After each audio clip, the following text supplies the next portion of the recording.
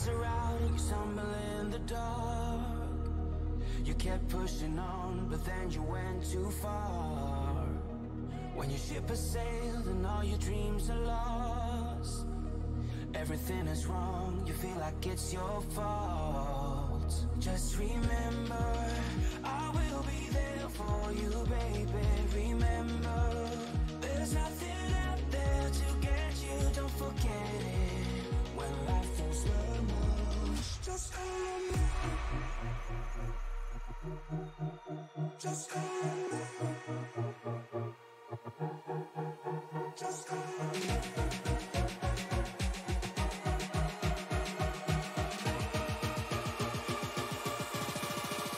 Just call me.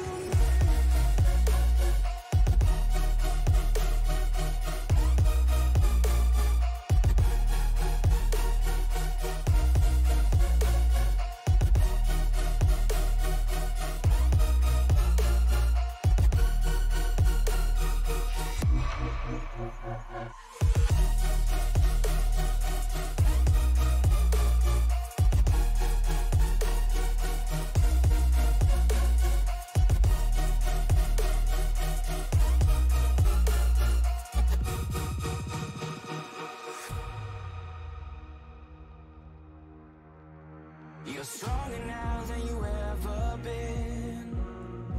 You gotta leave now, it's time to catch the wind. You will climb up high and look through the clouds. And when you're feeling low, I know you'll bounce back. Oh, and just remember, I will be there for you, baby. Remember, there's nothing out there to get you, don't forget it. When life throws lemons, just call me. Just call me. Just call me.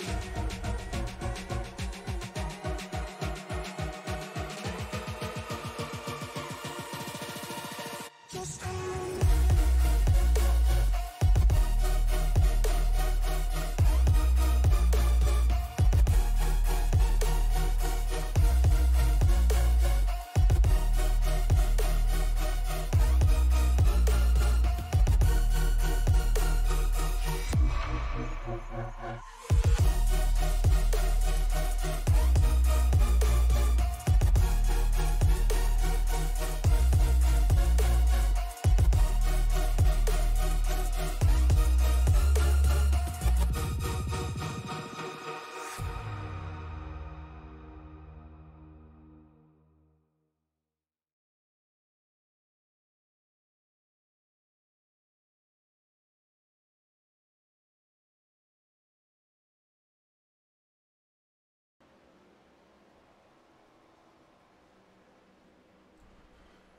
Two weeks ago, we saw what these guys can do on the first road course race of the season. But now we come back to the ovals and the Irish Hills of Michigan for round number 4 of the Oval Series here at Michigan International Speedway. Good evening, everybody. My name is Frank Marchese. Thank you very much for making us a part of your evening. Alongside me, as always, my broadcast partner, Tony Trapasso. Tony, again, road course last week. We saw the road course ringers. We saw the GT3 guys really make some headway.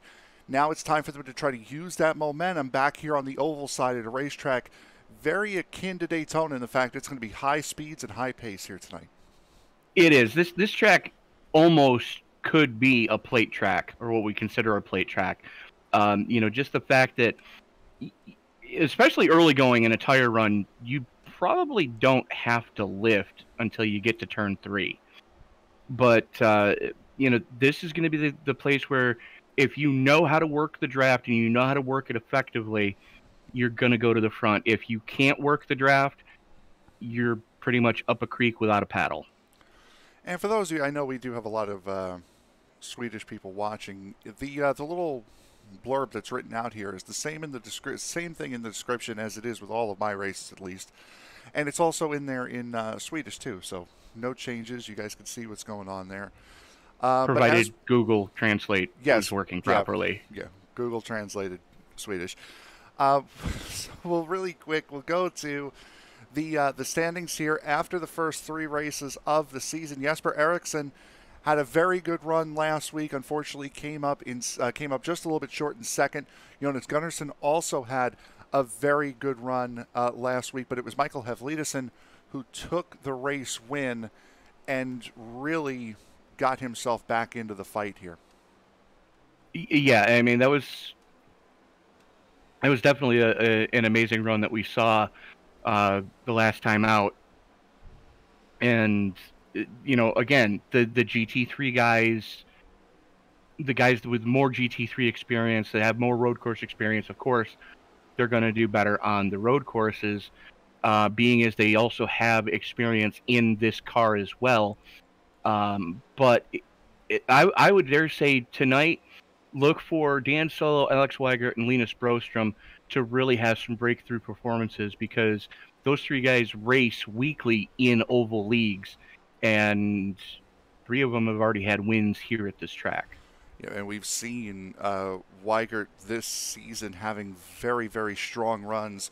Was the championship leader before missing last week at Sonoma. We'll go to the team championship right now. No change at the top. Alcantech currently still leading, at least the Nyman Racing division of Alcantech still out in front. The Forest Esports Academy jumping up into second, but the Forest Esports prospects with the race that they had at Sonoma last week really jumped up. The biggest movers, +5, Bright Esports and Bright Esports and Forest Esports, the main team, the 2 biggest drops at 5 positions each.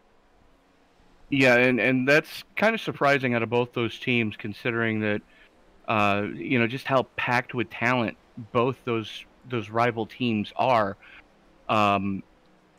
It's actually shocking, to be honest with you, that they lost that many points, or that lost that many spots in the point standings just after Sonoma. It's not the great look for the factory team of Forza Esports to be sitting last in the team championship, but when you have 4 different derivative teams that are all ahead of you, it's a very good sight towards the future, as we've only got a couple of seconds to go here in this practice session before we head on to qualifying. We are not anticipating having a sprint race here today. The only time that we have a sprint race is when the field is over 40 drivers. We have 37 here tonight. Still a very, very big field, but not one that's going to call for a sprint race. So after qualifying, we will go straight into the main race, just the same way we tried to do 2 weeks ago at Sonoma. Yeah, well, the good news is the chief cook and bottle washer of this league, Linus Broström, is back, and he's got a lot of experience finagling with the different session states, so he knows how to get that done. And it looks like nobody wasting any time to get out there for qualifying. Yep, we have cars on track, and speaking of the Forza Esports team, there is the man at Forza Esports, Jonas Forss, currently out on track right now, or getting out on track right now, I should say. First one will cross the line will be either him or Pontus Nilsson in the 19. Right now it's looking like Pontus might be a little bit further along than Jonas, but they will cross at virtually the same time. Alex Eraldson going to be the first one to take the green here, though, as Linus Broström, Connie Lundell, Eric Lundberg, Helvis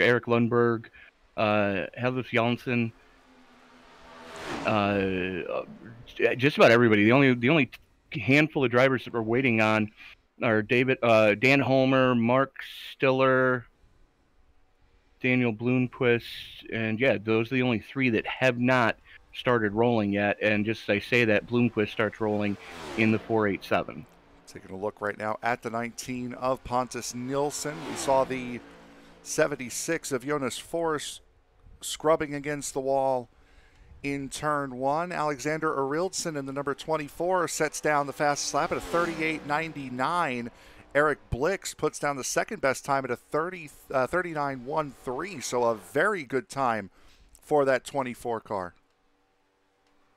Let me go double check here, but yeah, he's one of only a handful of drivers that have gone sub 39 here tonight. Kim Nyholm goes second. Now Michael Hevlidesen goes second.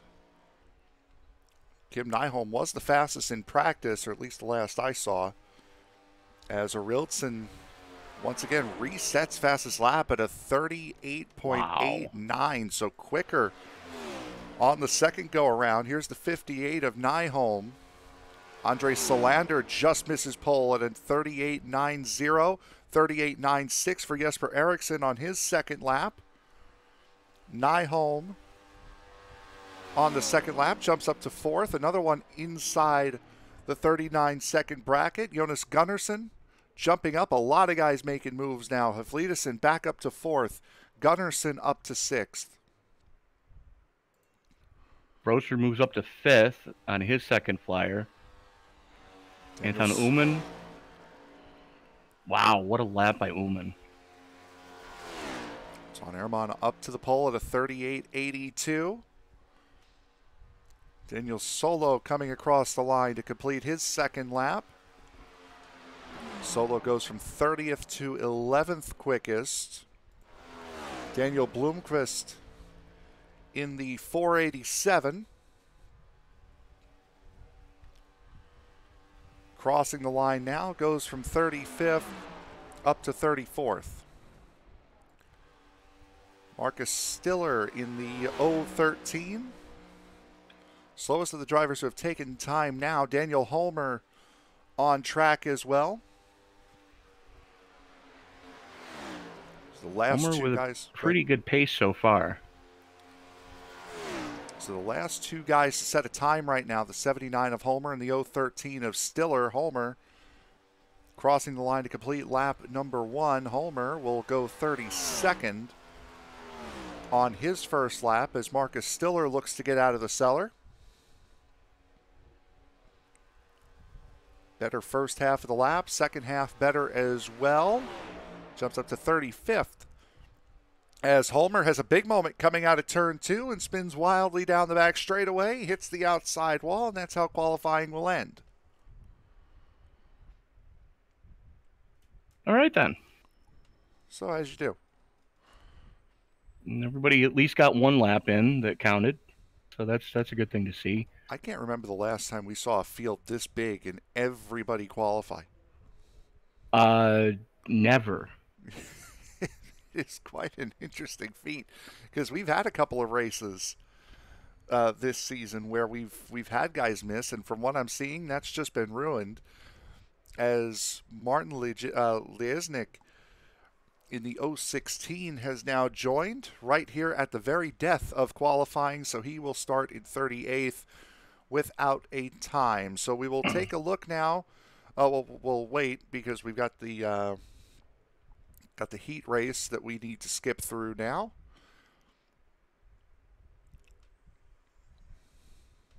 So with that, go into a little bit of a hold here as we wait for the sprint race to begin. And Tony, as the name of the race suggests, hot and slippery, it's expected to be a hot racetrack. New tires are expected to be very, very difficult to be able to use. However, the longer and longer this race goes on, the tighter and tighter this car is going to become. It absolutely is. But, taking a look at the weather conditions currently, these are not the worst conditions we've seen, Frank. No, not at all. And these will change a little bit once we get out of the sprint session. 22 degrees C, 34-degree track temperature for these guys. Winds, 71 and 94 for those of us on this side of the pond. So in freedom units. Bald Eagles. Yeah, I threw myself off with that. A 4K wind at just past 3 o'clock, about 3:20 in sim time. And again, this will change as the drivers are lining up on the grid here, but I think that's in an effort to get the sprint race skipped over. Right. And once we do that, then we will jump into the main race. It will be 124 laps. Yes. Here tonight, if I you are correct. Okay, so 124 laps here tonight. The stage break will come at lap 45. So right around the time where that first pit stop would be coming is where this stage break is going to hit, and that's going to mean a lot of guys all down pit road at once at that first stage. Yeah, especially considering that they've only got an 85% fuel fill here tonight. So you're looking outer limit would be about 40 laps. So definitely going to be an interesting first couple of stages here. First stage might be a little sketchy, getting to the stage end without having to get a splash and go. But the second stage, they should be able to make it the entire length. And then, of course, we're going to see a green flag pit stop during the final stage. And we know from Kansas just shy of a month ago that these guys are willing to stretch it on fuel to be able to try to make these races a little bit more interesting. And this is one of those racetracks where it does come down to fuel mileage more often than not. This is one of those racetracks that has that legacy to it of it being a fuel mileage race. So if you set the laps up at the right time and you have cautions come out in certain spots, or if you go green, you can certainly have it to where you're going to be in a little bit of trouble as far as the fuel tank goes. Yeah, and it doesn't matter what car we're in here at the house that Penske built. Whether we're IndyCar, the NASCAR Cup cars, the Xfinity, the trucks, even Pro Mazdas that I've run here. It all comes down to, can you save enough early to not put yourself in jeopardy in a late run?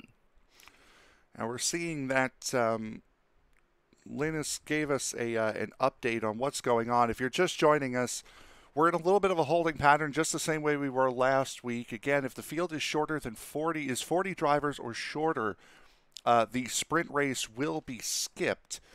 And right now they are having the same issue we had 2 weeks ago at Sonoma with 38 drivers here tonight. There's no need to run said sprint race, so we are going to skip that sprint race. And again, just the same way as 2 weeks ago, we are having a little bit of an issue doing that.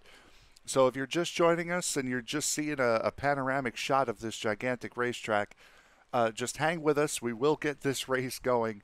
This is an anticipated issue that we are having, and we are going to see what will happen here, as it looks like Johan Larsson is out on track right now, just setting on what would be the first of the green flag laps, and they would be doing this, I would assume, having Larsson go up since he qualified in 21st.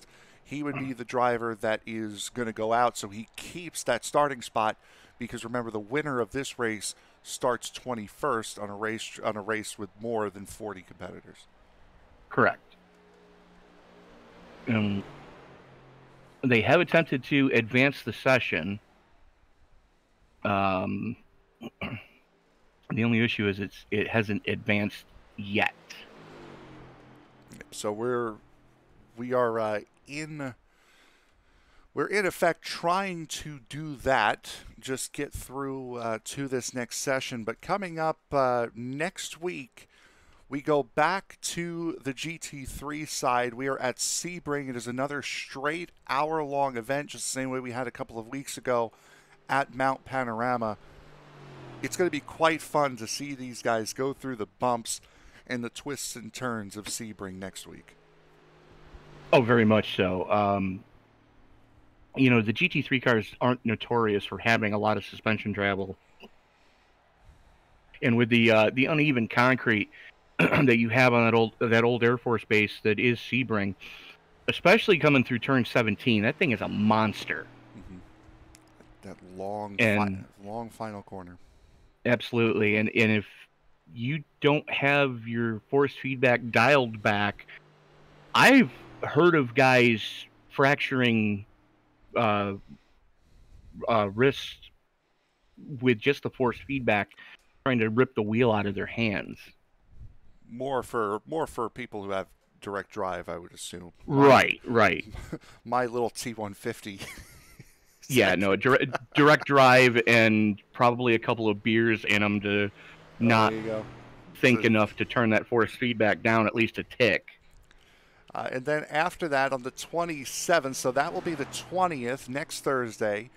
The Thursday after will be the next time we are in these cars again. We will be at Martinsville Speedway. So the short track race, first short track race of the season will be at Martinsville in 2 weeks' time in these cars. And that is going to create a very hectic environment, especially if we see a number like we see today at 38 drivers looking to compete tonight.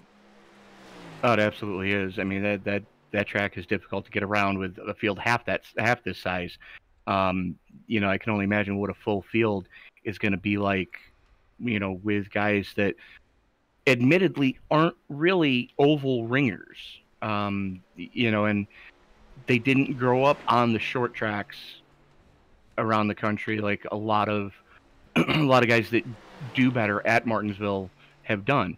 I mean, you take a look at the real world of NASCAR, and guys like Jeff Gordon, guys like Tony Stewart, guys like Ryan Newman, you know, the guys that have come up through the short track ranks, be it open wheel or full fender, it doesn't matter. But the guys that have the short track pedigree are going to go to the front, but they've got to get their way through the minefield that's going to be those guys that aren't as short track savvy. The only good thing is that track does race like a road course. Absolutely, it does. It's effectively the hairpin at Sonoma, mirrored onto itself at Martinsville in 2 weeks' time. If you are just joining us again, we're in a little bit of a holding pattern. Less than 40 drivers. This series does not have to run its sprint race to determine what the starting positions for 21 through 40 are. And right now, Johan Larsson, who qualified in the 21st position right now, is just making laps to finish this sprint race out. He was the guy again who started in 21st, so he will be the one that is permitted to go around here to allow the race to actually begin. So Johan Larsson getting plenty of television time right now, as I believe there's only a couple of laps to go, only a couple more laps he has to do in order to kick out of this session before we get into the 124 lap main race here tonight. Well, we are now officially past halfway. Well, Linus has rules have been changed here in the chat. In the future, we will just run the sprint race, even if there's just 21 cars total, to not have to deal with this again. So this will be the last time we have to do this, and there will be a sprint race from here on out. Sounds fair. Rules are flying in here as Johan Larsson is on a Sunday stroll around this racetrack. Absolutely. I'm seeing Robin H Racing in the chat on the Twitch side. Unfortunately, I do not have the ability to change the stream title. Now, the multi-broadcast system that we're using is Caster to be able to bring you this race both on YouTube and on Twitch. And I do not have the ability through Caster. I do not have the ability to change the name of the stream on the Twitch side. Unfortunately, if I did, it would have been changed. But yeah, so that unfortunately is that. Tony, you can see the lap timer. How many more do we got? 2. All right, so 10 laps. Popsicle sticks in the air. There you go. So he's got 2 more circulations left. And again, we will get this race underway here in just a few moments' time, as we are being joined in the booth by Linus Brostrom, the chief cook and bottle washer of the league. Hello. Yes. Well, we're having some issues with the heat racing thing, but I think we'll sort it out in the future by just running the heat race every time. Sounds fair. You know, to not have to to do this. I don't know why you can't skip it. It says that we're advancing this session, and it says already finishing. But yeah, I think he's got the white flag now, so we should be done here in about 45 seconds. Sounds like your game plan is, you know, Linus, you've had some success here yourself. Talk us through what you're looking for in this upcoming race. Well, I qualified better than I expected, so just trying to stay up front and not make any mistakes, not get loose on the fresh tires, and then hope that the cautions fall exactly where I need them to. Absolutely. Is checkered flag going to be in the air as he comes out of turn number 4? Jonas Larsson bringing it to the line, and that is going to do it for this extended practice session for the 57. There we go. So, and with that, we will now head to the starting grid in a moment, because we're now in the warm-up session. Yeah, So- well, we're advancing that as well, so Oh, we'll there see. you Yeah, go. it's working. So All we're right. going racing, boys. All right, so we will now head to the race, and we will now head to the grid once the session officially flips over, which it has just done. On pole here tonight will be Anton Ehrmann at a time of 38.819. Sitting on pole here for tonight's race, Alexander Arildsson on the front row, just to his outside. Andre Solander and Michael Hefledison will make up row 2. Vilda Walden and Linus Broström, who we just heard from, will start in P6. Row 3. Row 4 goes to Jesper Eriksson and Jonas Gunnarsson. Peter Helmbro and Kim Nyholm will make up row number 5. Row 6 goes to Daniel Solo and Kenneth Tier. Row 7 to Eric Blixt and Dennis Schrepp. Row 8 will see Jonas Skoglund and Anton Bratberg, with row 9 seeing Philip York and Bjorn Broström. Row 10 will see Jonas Forss and Haflidi Johansson. Tony. Jonas Larsson and Philip Bromberg going to roll it off in row number 12. Row 13 goes to Stefan Wang and You're Hugo. You're off. Philip Bromberg. Johan Larsson and Philip Carlin will make up row 11.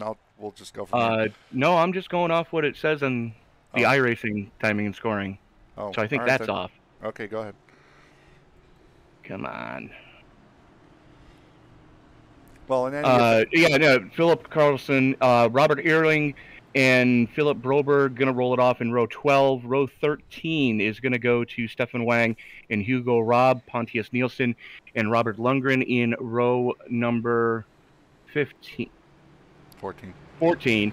Row 15 is going to go to Emily Fergrell and Jakob Larsson, Connie Lundrell, and Dan Holmer in row 16. Row 17 is going to go to Christoph Geros and Eric Lundberg, Marcus Stiller, and Dan Broomquist in row 18. In row 19, Jochen Ware and Martin Lesniak. Okay. I apologize if I butchered anybody's name. Feel free to send your hate mail now. Again, quick check of the weather conditions. Virtually identical. 22 degrees Celsius ambient temperature, 34 degrees Celsius track temperature. Wind has stayed the same, and we're almost at 4 o'clock p.m. in sim time. Tony, time to get round 4 up and ready. It absolutely is. As the field working its way through the 3-4 complex, pace truck getting ready to haul it on off. Geico restart zone is in effect. The only thing is left to say is it's time to wipe the visor and adjust the 5-point harness. Grandma, grab some stew, because it's time to get it on in the Irish Hills. Race fans, it's showtime. Jonas Gunnarsson immediately jumping out of line. Anton Ehrmann immediately jumping to the outside line. Here, an aggressive little restart here on here at Michigan. Alexander Arildsson right to the bottom in the 24. Arildsson trying to make a move down the back straightaway. He's got the slipstream. They're starting to get single filed out up towards the front, with the exception of Andre Seilander, who's still on that low side. And here we go, battle for the lead as Ehrmann throws to the inside of Arildsson. Ehrmann on the outside, holding that outside lane. Arildsson in the 24. does not lead the first lap. Michael Heflidison, last time out, the winner at Sonoma. 3 wide for 10th. Running in third right now, Kenneth Tier in the 49 out in front of that. Dennis Schrepp on the outside, as we're seeing a lot of close racing here in the midfield. That's Jonas Skoglund in that Bright Esports machine out in the middle, and another Bright Esports machine. I think that was the 79 of Daniel Holmer. Or pardon me, no it wasn't. It was further back. Philip Broberg. And that brings us under caution number 1. Philip Broberg in the 117. That's who it was. The 91 of Connie Lundell. Spinning around backwards. Emily Fagrell there as well. We saw it happening towards the back. We'll see here on replay what happened. Well, that 117 just gets loose by himself on the bottom.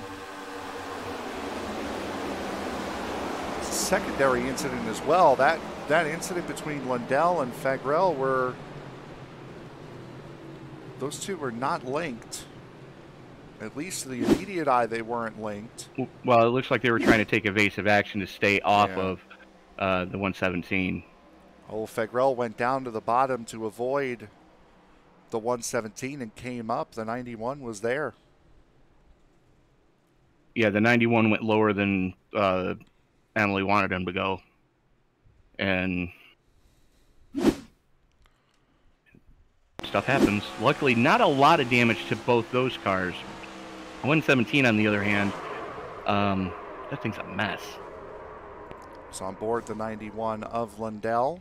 Saw the incident happening in front.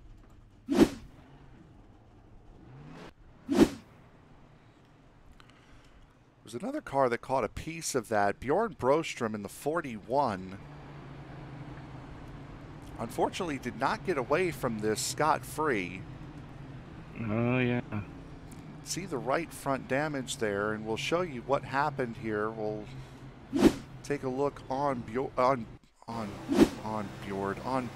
board with Bjorn. There it is. Just that little clip sending the 41 into the wall. And that was all it took. You know, and that was something that we were hearing during the hot lap session, is cold tires are very sketchy here. Mm-hmm. Which is why we ended up with an issue on lap 2. Have been for quite some time. Doesn't really matter what rendition of the car happens to be here. So you see the left side, that little air flap there on the left side, down and in line with the rest of the hood of the car, and on the right side, not so much.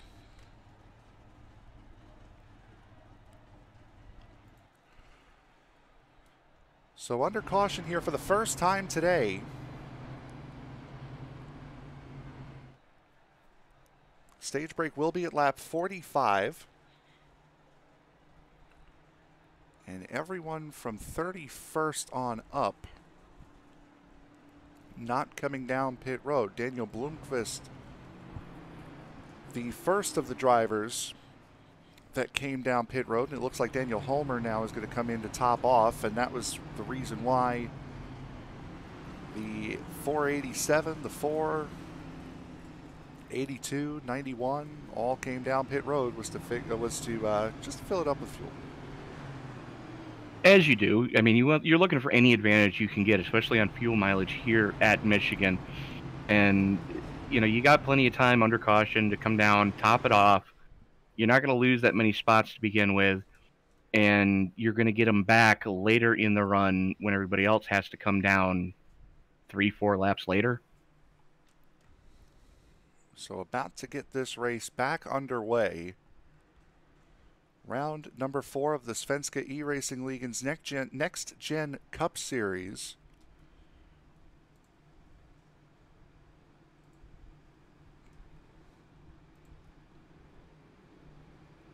As we head into turn number 3, we have seen 3 different winners here this season. Linus Brostrom, winner at Daytona. Jesper Eriksson, the winner at Kansas. Michael Heflidison, winner at Homestead. Will we see number 4 here today, or will we see our first repeat winner as Anton Ehrman leads them down going into that Geico restart zone? Green flag back in the air. We are underway here at Michigan, and once again, Ehrman with a very good start, getting out in front of the 24. And it looks like he's bringing the 81 of Athletisin with him, as the 24 not quite up on the button as quickly as he should be. We're almost in a 3-wide situation. Luckily, Andre Salander wisely backing out of that one. There's a little bit of rubbing going on between Athletisin and Eraldson. 81 and 24 getting very, very close for comfort. Middle of the field is just as close, but these corners are very wide here. They can sustain side-by-side racing for quite some time, and they will also sustain a little bit of outside line ring running here today, which we just saw from Anton Ehrman in turn 3 and 4. Yeah, very much so. I mean, this is definitely a 3-groove racetrack, and you can do that just about all race long, provided you're paying attention to what the car is asking for. You know, running those upper lanes, Frank, as we found out since the last 2 tire models have come out, it's very easy to burn the right side tires off by trying to carry that momentum on the outside lane, especially late in a tire run. If you're punishing them early, you're not going to have them late. Certainly. Is Philip York now looking to make a move? This is for the 15th spot on the 21 of Hugo Robb, and does just that. The 85 of Stefan Wang down there as well. Jesper Eriksson running very, very close here with Vilda Whalen. This is just inside the top 10. Top 8 cars have somewhat broken away, but here comes the rest of the group as we are single file up here through about the first, say, 13 cars. Correct. And, you know, it's very easy for the peloton to make up time if they can work together. However, right now, it doesn't look like they're going to be playing quite so nicely. It's Linus Broström going to the outside of Jonas Gunnarsson. And we've seen so often, especially recently, as Jesper Eriksson looks to the inside, now Broström doing the same. You can run the outside at these racetracks, Kansas being one of them, Auto Club being another. You can run the outside line and you can be fast up there, but the inside line tends to work a little bit further on into the run because you're rolling through the corner further to stay on the inside line, not pushing the tires as hard as you are on the outside line. Well, it's more important on the right rear than it is on the right front. That right rear is really what gets punished when you're hanging it out on the second and third lane. You know, and later in the run, that's where you need that right rear the most, is to get that drive off the corner to make that pass stick. And side by side for the lead. Anton Ehrman starting to get away right now as Arildsson and Haflidason battle for second behind him.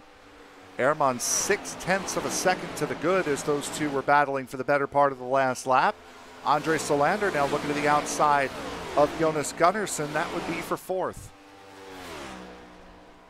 Little teammate on teammate action there. Both those running for Alcantech. But, you know, I just want to point out a couple of things here tonight, Frank. If you take a look at the 33 of Gunnarsson, he's rocking the purple scheme on that Volvo tonight. Of course, making note to October being Domestic Violence Awareness Month. And, you know, I dare say that, you know, we would all really take umbrage if our mother was in that situation, or sister, anybody is in that situation. You know, real men don't hit women, plain and simple.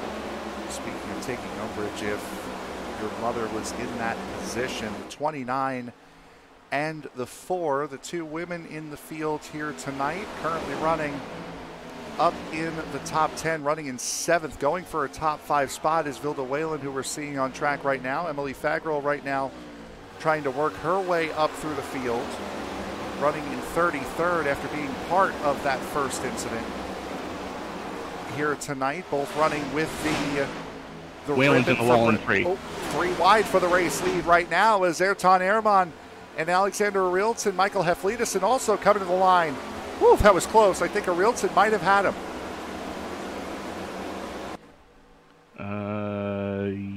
Yes. Arilton had that by 2/1000ths of a second. To complete that thought, running the pink ribbons for breast cancer awareness are the 29 and the 4 here tonight. Yes. As Michael Haflidason takes over the race lead. And the biggest way to combat breast cancer is get tested early and get tested often. Ton Ehrmann still holding that outside line. Jesper Eriksson starting to weave his way up to the front as that single file racing is now turned into double file and 3 wide in the case of the 37 and 33. A little bit of contact between those two as well going down into turn 1. That could have gotten ugly if they weren't such professionals behind the wheels of those two cars. Absolutely. Alcantech definitely seems to have the advantage on the ovals, but it's Fours that has the advantage when it comes to turning left and right. Eric Blixt just behind these guys in the 95, also for Alcantech, battling with teammate Daniel Solo for 11th position, just outside the top 10. They've got Ken Nyholm in tow with them. We saw a pretty decent run last time out for Nyholm. So, nice quiet race so far, just outside the top 10, looking to improve as this race wears on. But in front of them, that's Jesper Eriksson and Andre Salander going after each other. Salander trying to maintain that position on the 37 and will do just that. The top 4 now starting to break away. At the 24 now at the lead of the field. Haflidason, Ehrmann, and Gunnarsson in tow, about a half a second ahead of Andre Salander as these guys now start to single file out to catch back up to the lead group. Well, they're starting to make some headway. Starting to slowly chip away at that lead. Meanwhile, back in the mid-pack, Jonas Fors and Hugo Eriksson going after each other, just pitchforks and axe handles. It's Hugo Robb in the 21. I'm sorry. That Rays Energy Chevrolet, number 21 on the outside line. And yeah, this the single file that they've found up at the front has not, that telegram has not reached the back of this field just yet.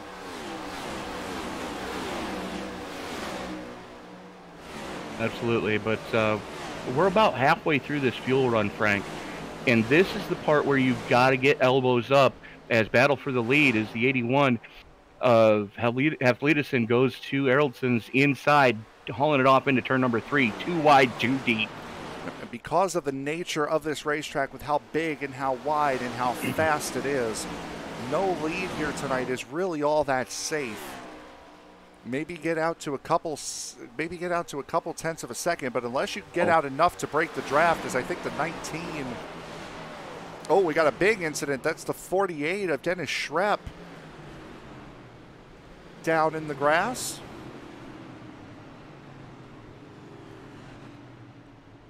Saw Pontus Nielsen tumbling down the board as well in the 19. There is Nielsen. He was one of the... Oi! He caught victory lane with the front of that car. It's interesting because the front of the car doesn't look too bad for the 13. Oh, that incident in front of him. Yeah, that was no bueno. Ooh. Ends up jumping over that a little bit of grass, that a bit of asphalt that sticks out into the grass.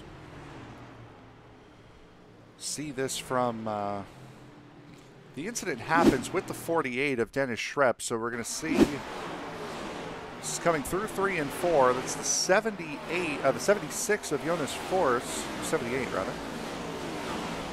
Schrepp gets a good run. Fors trying to come down the track and unfortunately misjudged that. Hugo Robb getting a piece of it. A lot of scattering made it look a lot worse than it was. Actually, Frank, you're probably going to want to watch that from the roof cam on Rob's car. Yeah, just going to it. It looks like the 48 came up more than the 78 came down. Go to it again.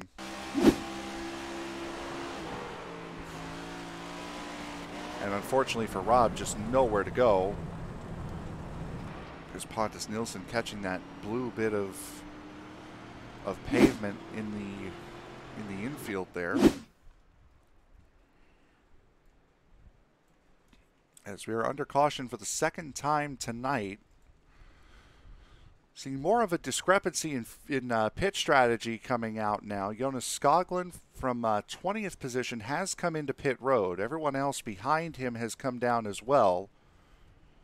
And a mix of 4 tires, 2 tires, and no tires. Skoglund no tires. Jesper Eriksson just behind him took 4. Kenneth Tier looked like he took 2. Fuel only for Holmer, Helmbro, and Lundberg behind, and then Stefan Wang taking 4. Bloomquist fuel only. 4 for Hugo Robb. Jirios, Johansson, Bjordstrom taking 2, it looks like. So we got a nice little mix of fuel strategies here. We do at that, and the thing is, these guys, they know they've got an extra set of tires to get them through the 124 laps here. Normally we see 4 sets for a race this length. These guys are getting, guys and gals are getting 5 total. So the set they started the race on, and then they're laying 4 extra sets in the pits. The guys and gals that didn't come down under this caution to change tires, they're going to have an extra set should we get another late race caution like we've seen. Thank everyone who's watching, not just on Twitch, but on YouTube as well. We're working lap 20, our second caution, about to go back to green flag racing here at Michigan. Round number 4 of the oval season, round number 5 of the GT3 season coming up next week. Will be at Sebring, a straight hour-long event, which I'm sure Sam Hammerstedt is going to be very happy about. Probably, yeah. Because those inverts have not done him any favors this season. He's won all of the sprint races this season, and he won the first 60-minute endurance race at Mount Panorama a couple of weeks ago. Another 60-minute enduro coming up next week at Sebring as we go back to green flag racing. Arildsson this time gets the good start, being in control, and a big checkup in the midfield right around the 85 of Stefan Wang. I think that actually started in front of him, but yeah, that did really mix this field up, which we got a few different packs starting to form because of that checkup. And the best time to get some positions here, and these guys are taking full advantage of it. Arildsson, Haflidason, Anton Ehrmann side by side between Jonas Gunnarsson and Linus Broström. Andre Solander there as well in the 140. Solander will come up and take that 5th spot on the inside line. The one to keep your eye on right now is going to be that 37 of Jesper Eriksson as he's working the inside of Marcus Stiller. Eriksson, the first one on fresh shoes, trying to pick his way through this field. He started back at about the 22nd position. He's already up to 14th here in just one lap as that Forza Esports entry of Eriksson already working his way up through the field. Solander and Broström battling for 5th one more time. Lanes are switched as Broström on the inside now, Solander on the outside. Vilda Whalen right there as well, running in the 7th position. Question is for how much longer as Eriksson continues carving his way through the field back into the top 10 as he's working the inside of Dan Solo, setting his sights on driving deeper into that top 10.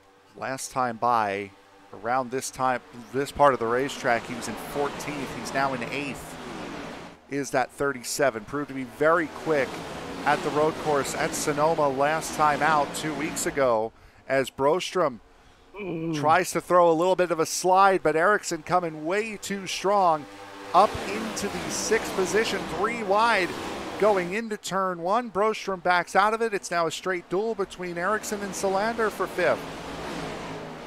Solander keeps his foot in it on the top side, but those fresh tires of Ericsson are no match, as Ericsson is on a charge. He wants the stage points badly. Another driver on the charge is running in 9th right now. That Raise Energy number 21 of Hugo Robb. Another one who's on fresh tires, and another one who's found a lane down there on the bottom to start moving up through the field. Arildsson cuts down to make the block on the race lead, but Hugo Robb started in mid-20s. He's up to 6th now.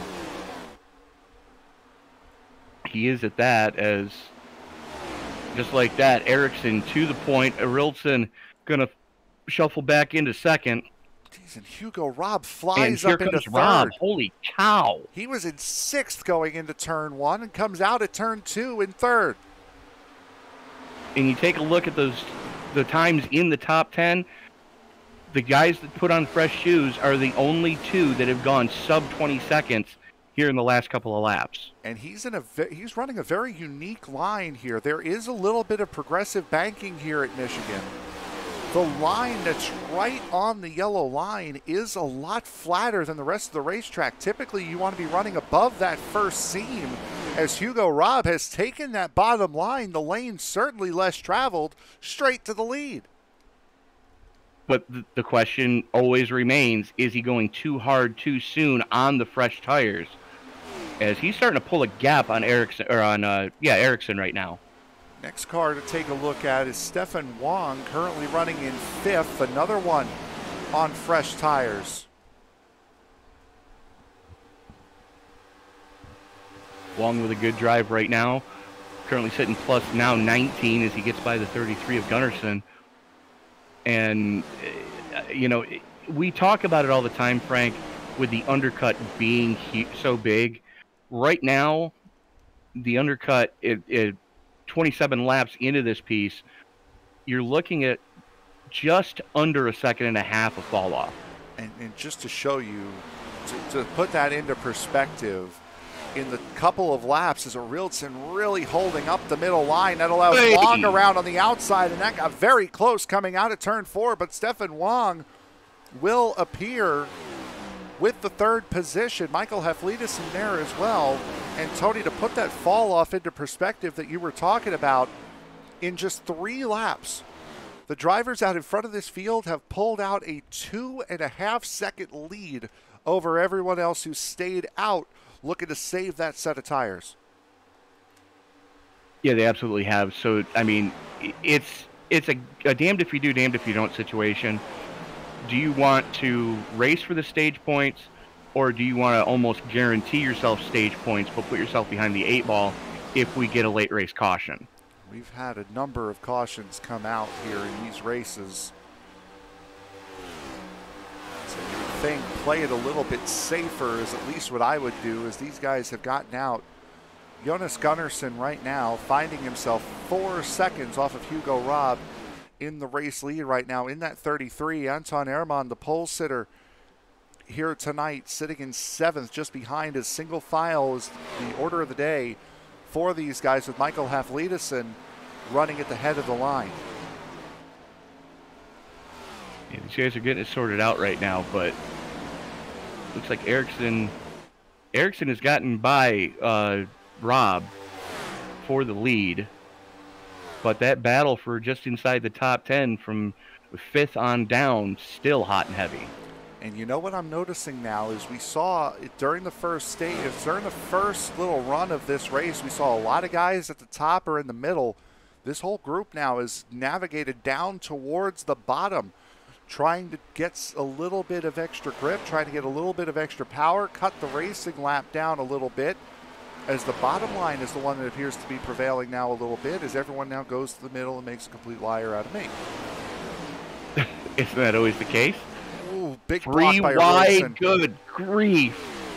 That is the fun thing about putting GT3 and road racers in an oval car is they're not afraid to make these moves.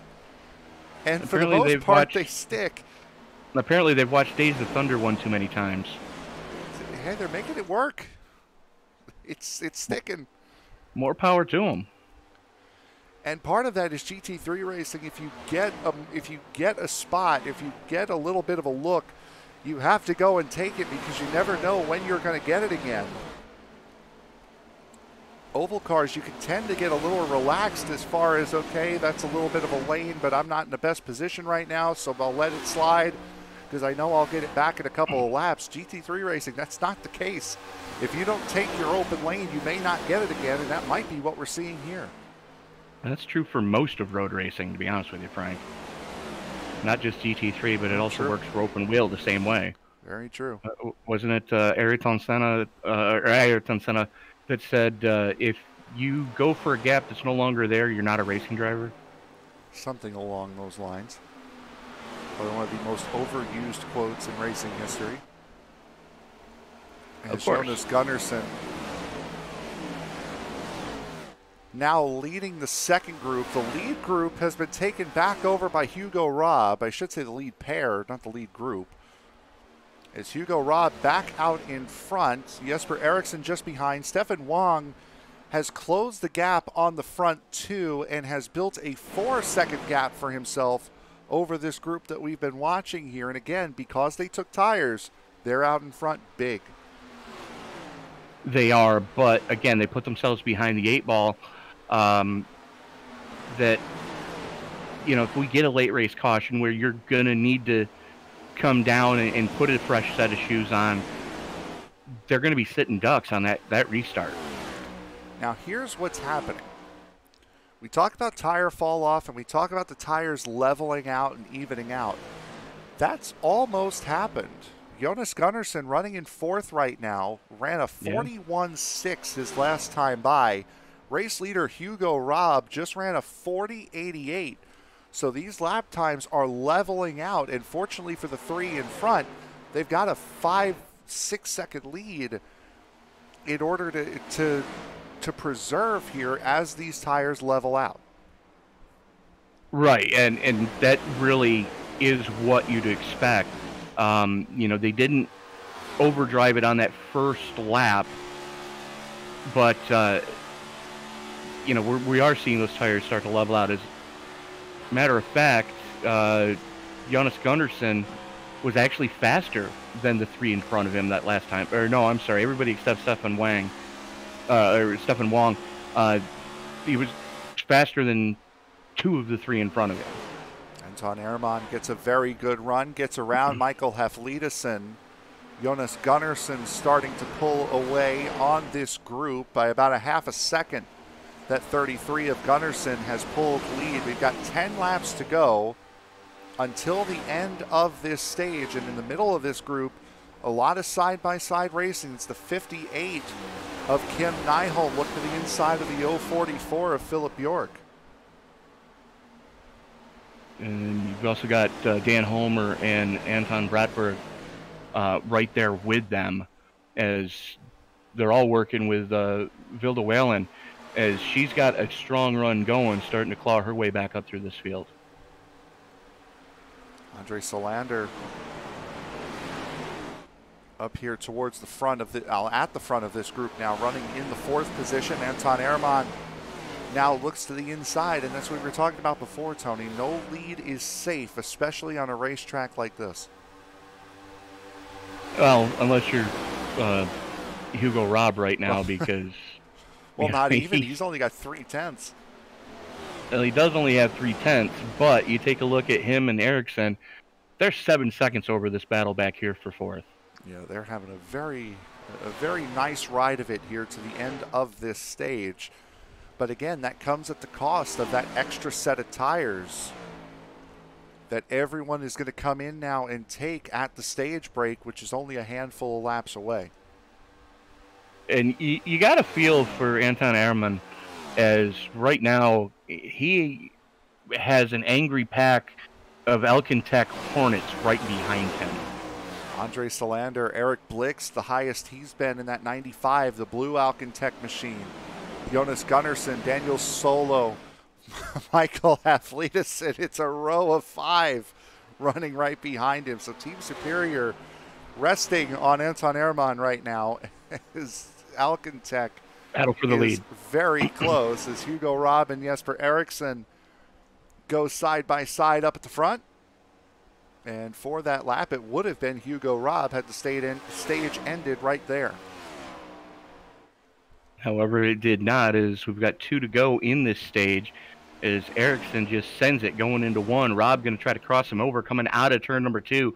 Drag race down the back straightaway.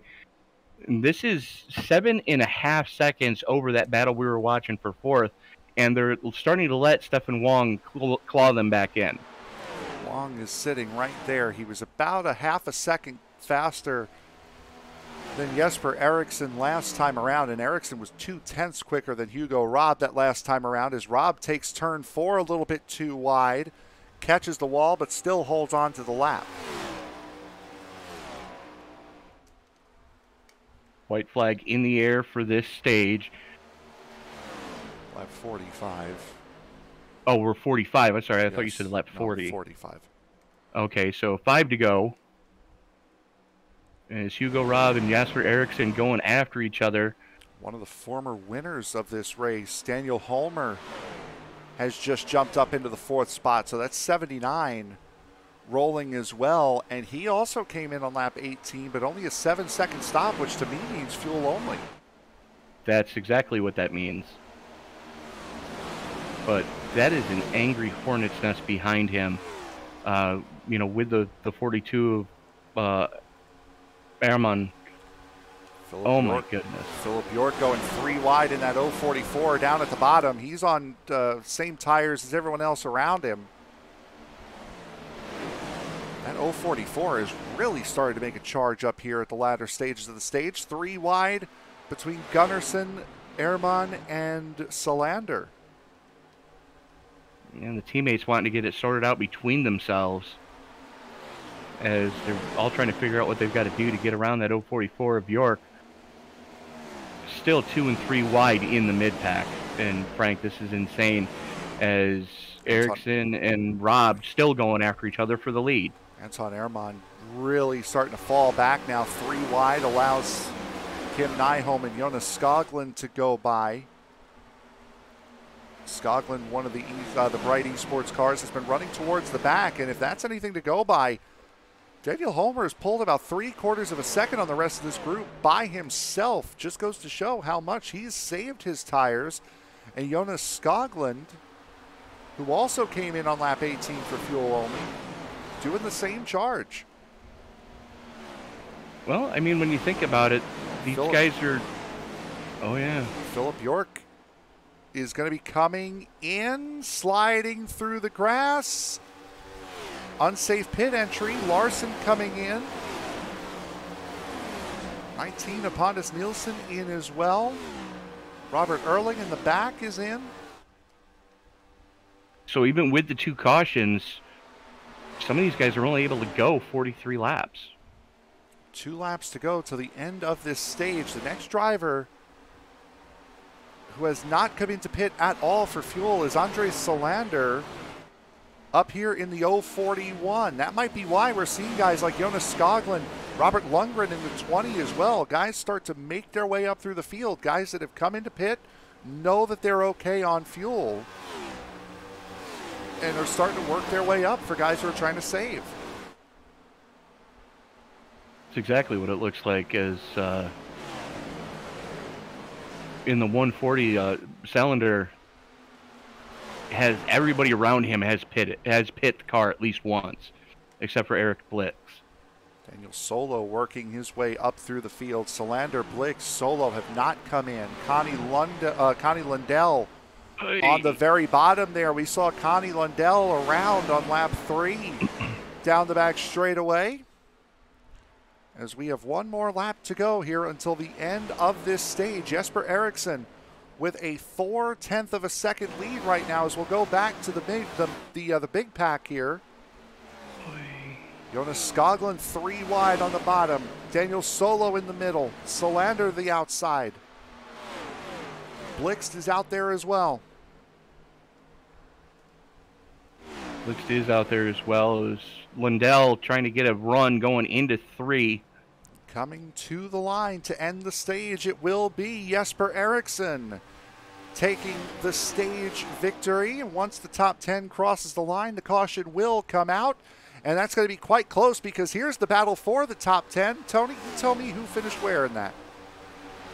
Jesper Eriksson coming home with the stage victory. Hugo Robb, Stefan Wong, Dan Homer, Robert Lundgren, Dan Solo, Andre Salander, Eric Blixt, Linus Brostrom, and Jonas Skoglund getting the final point. I should have said no cheating. Marcus Stiller and Anton Ehrman have had an issue here after. I believe those two have run out of fuel. Here is Marcus Stiller down the back straightaway. Yup, he is out of fuel. Anton Ehrman the same, out of fuel. The two Team Superior cars running out at the end of the stage. We'll take a quick break and we will be right back here from Michigan International Speedway. Jesper Eriksson, your stage winner here at Michigan.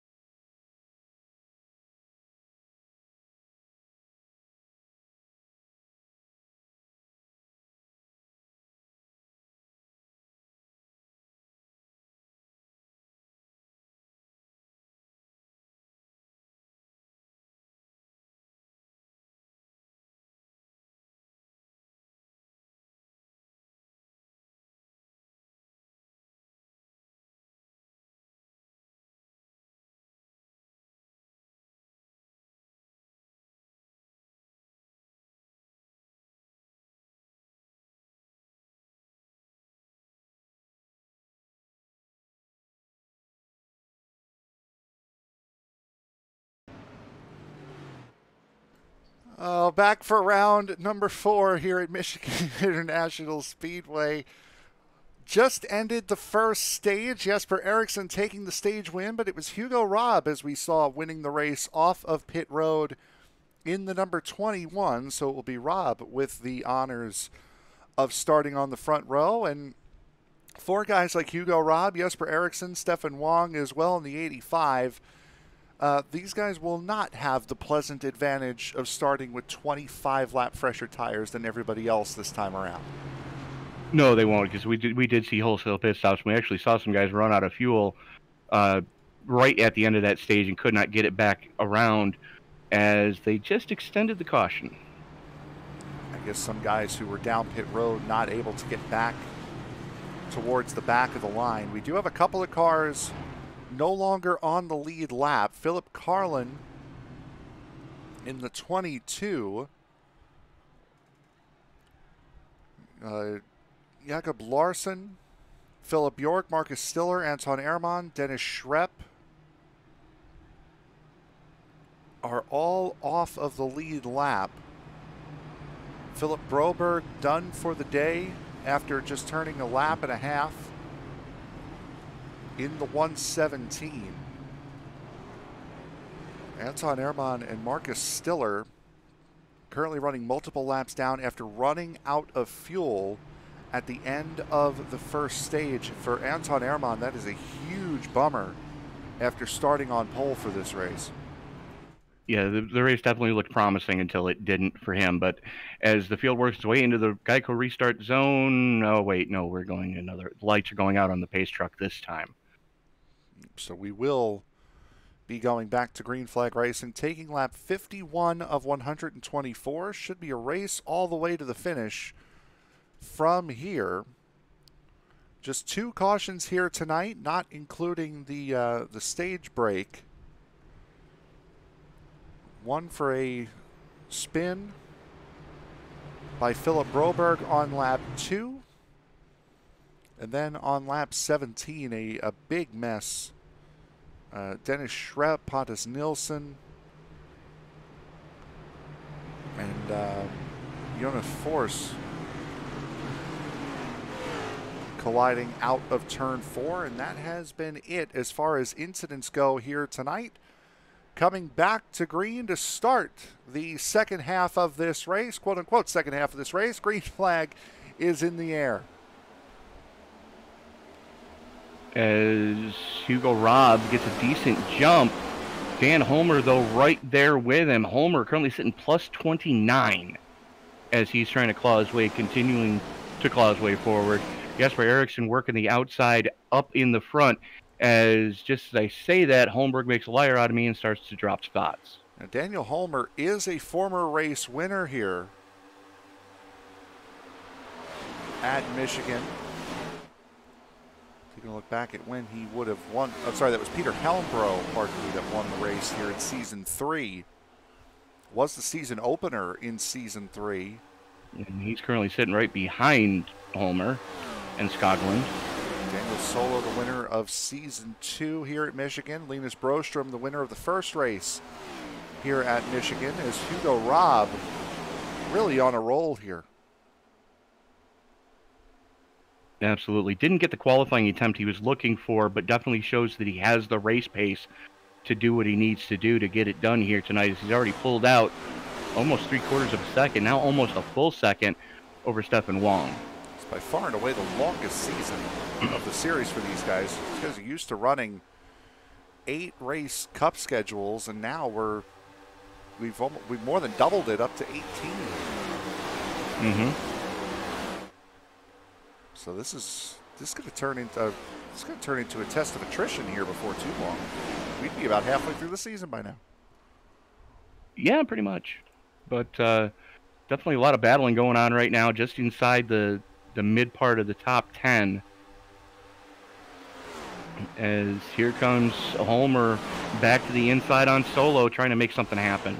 Peter Helmbrow leading the second group there in that number 77.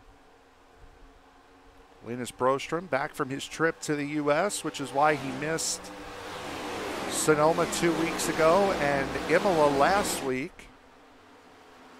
Went to Talladega and went to Charlotte last week. And made a detour through Atlanta, got a tour of that facility. And as I smartly said in the chat, well, we were talking a little bit before the race, as I very smartly said, I would ask if you got home safe, but you're talking to me right now, so I guess you kind of did. Well, I mean, you're not wrong. Emily, Battle just inside the top 10 is... Frank, I just noticed something.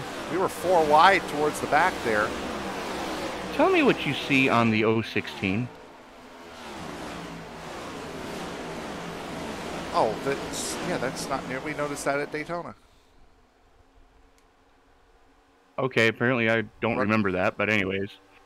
So the only BMW in the field,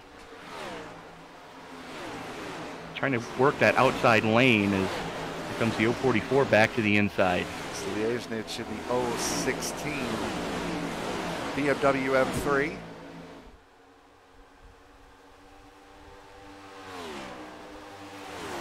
Fagral, who also went on that trip to the U.S., which is why she was not here last week, or last time out, I should say. Currently running in the 19th position, Alexander Ariltson in the 24, who started on the outside of the front row. We are really, we're there it is. Fun here in the midfield. Contact in the back. Wasn't Eric Lundberg, it was the sister car. Christoph Girios, and around they go. The 016 in there as well. Liesnich, caution is out.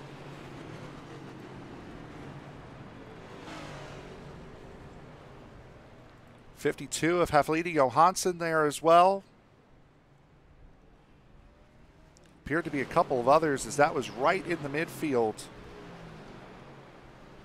Right where we had been looking. Looks like it started with the 36 of Euros. Take a look and see, because that was the car I saw on the wall. Yep. Urios in the 36 up in the fence. Kim Nyholm spins around the 016. Saying that as if the 016 wasn't already having issues. Yeah, it actually started with a 4 wide situation. The 016 gets pinched up. 48 took a hard hit, so did 19.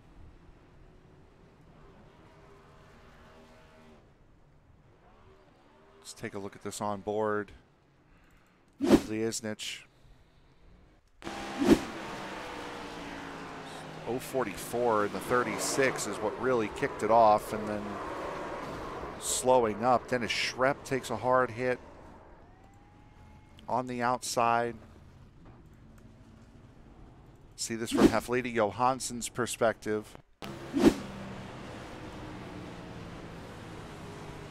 That 016 was just trying to slow up, and the 52 of Johansson was almost clear, but Bjorn Broström came through. Watch here the 41 in this shot here. 52 tries to come down to avoid the 016, and the 41 was there. It's an unfortunate chain of events, and guys getting a little antsy. There's still a ton of racing left, and there really wasn't a need to take it 4 wide at that point. It was nice and calm right up until that point. It had been, yeah. And a nice long green flag run, really from lap 24 all the way to the end of the stage break. And I'd like to thank all the drivers who are teaching me all sorts of curse words in Swedish right now. There it is. It's an educational experience for all of us, I think. Oh, good grief. Still no reply to my query as to new merch for the corporation. Sora Futuristic in the Twitch chat, we talked about it earlier. We're using Caster to be able to dual stream this on Twitch and on YouTube as well. Unfortunately, through Caster, we do not have the ability to change the name of the Twitch stream. Otherwise, it would not be their Porsche event, I guess, that they ran over the course of the week. But glad you are enjoying either way.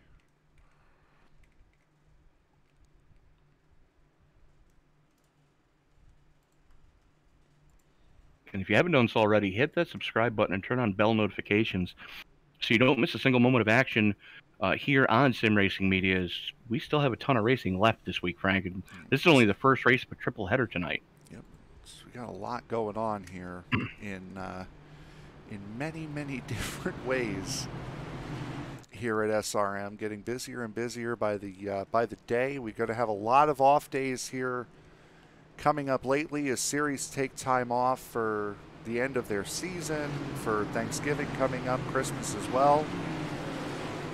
So we will have a lot of time off, and the schedule might be looking a little bit lighter here in the next couple of months, but once we hit January and February, we're going to be right back on it again.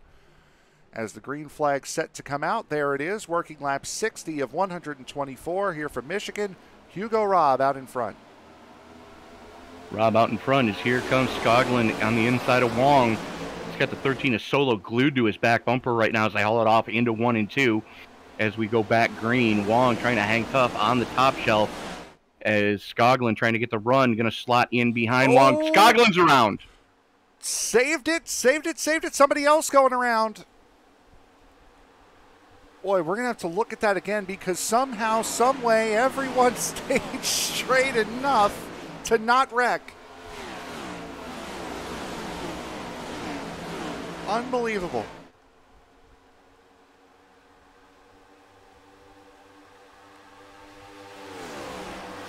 It's where you look and just say, how, just how.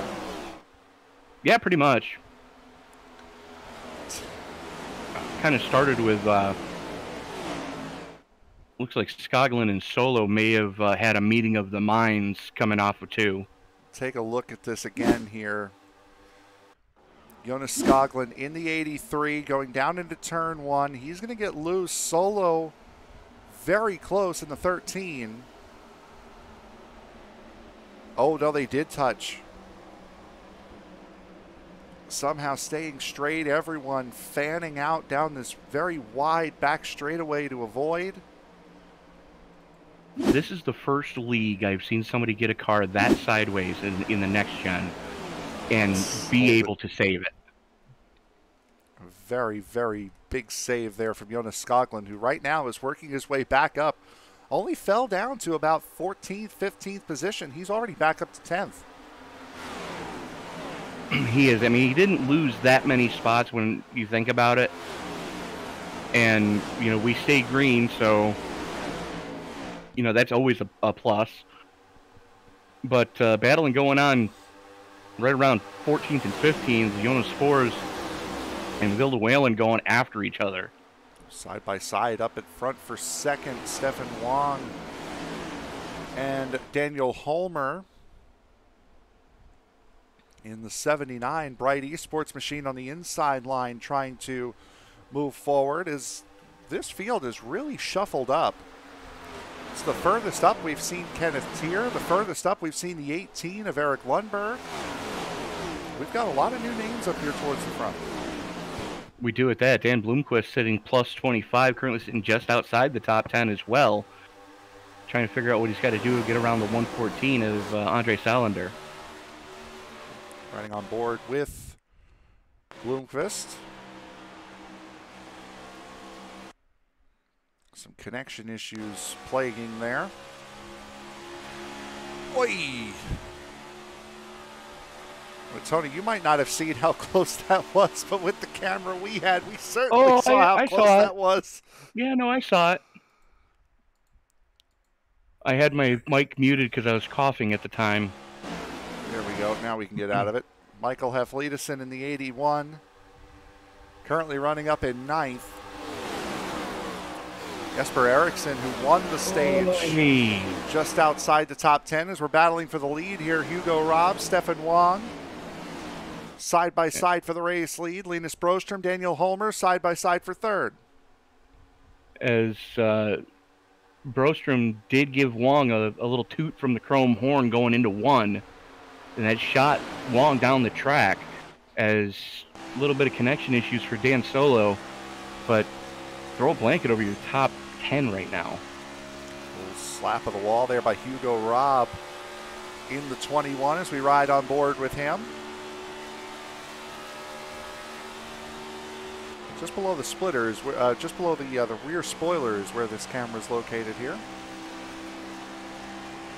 Love that shot.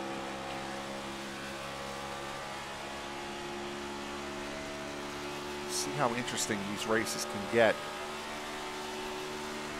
from cameras that aren't necessarily, one, the television cameras, and two, the same onboard shots that we keep giving you. Give you a little bit difference, variation every now and again as Homer slides up into second. One of the hardest working men at Sim Racing Media, Frank Marchese, giving you all the great camera angles. This is where you hand me the Emmy, right? No, we hand you the Razzie. That's the end of the year. Never mind. No, we hand you the Razzie. I don't know what that is. Something's telling me I don't want to know. It's like an Oscar, but it's the worst movie of the year. Oh, okay. Thanks. Anyways. I needed that boost today. Thank you. You know, it's kind of like your Mets.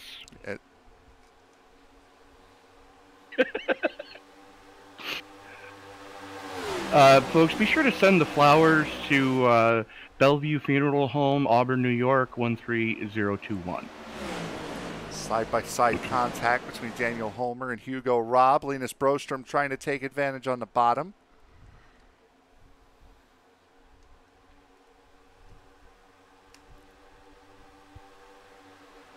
Brostrom will back off. Homer and Robb going back at it side by side for the race lead once again. Homer sitting plus 31, did not get the qualifying attempt he was hoping for. As Robb almost up into the wall, that causes Brostrom to have to take evasive action. And here comes Stefan Wong to try to pick off the third. Was a big wiggle out of that 21. At the back of this group, Eric Lundberg side by side with Kenneth Tier. Back a little bit more through the field. This is the teen. We're in the later teens here. This is where all the drivers that were leading this race during this first half of this race, the first stage, they're all occupied right around here, 15th on back.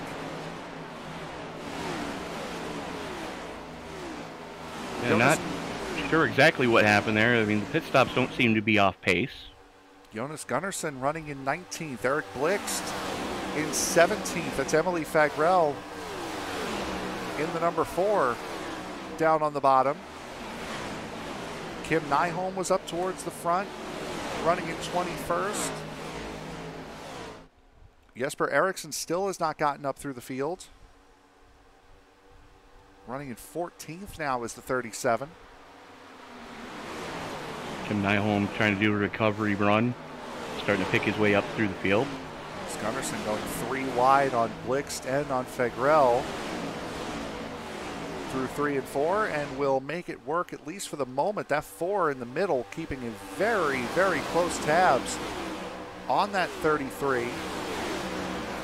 And that's part of the reason why the bottom doesn't work here. Well, one is, as we had mentioned earlier tonight, it's flatter than the rest of the racetrack, but also you can't push up and try to take that momentum off, so you're slowing your exit down, which really hurts you down these long straightaways. Yeah, unfortunately it absolutely does, but some good battling, you know, some side-by-side going on throughout the field, not just in the front, but in the middle section of the field as well. It's Bjorn Brostrom and Connie Lundell going after each other.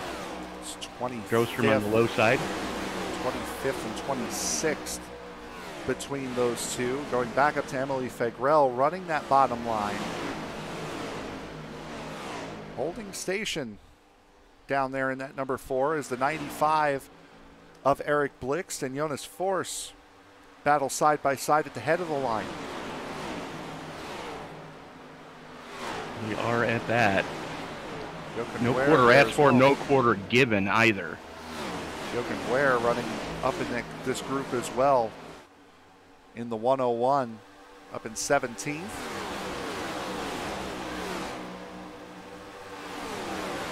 One of the Bright Esports Overpower machines.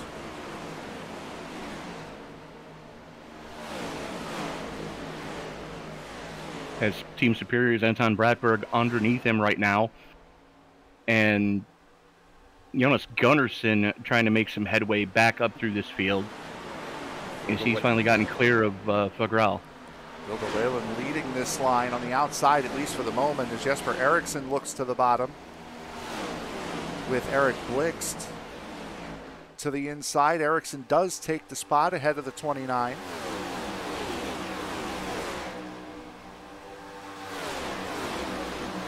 Getting a rear view mirror full of pink ribbon right now is that 37. Battle for 13th right up here at the top of this group, 2 seconds off the main pack.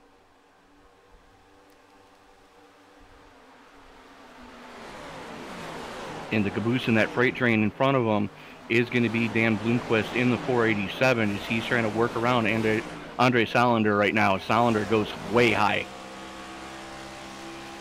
Eric Blixt off the back of that Alcantech number 95.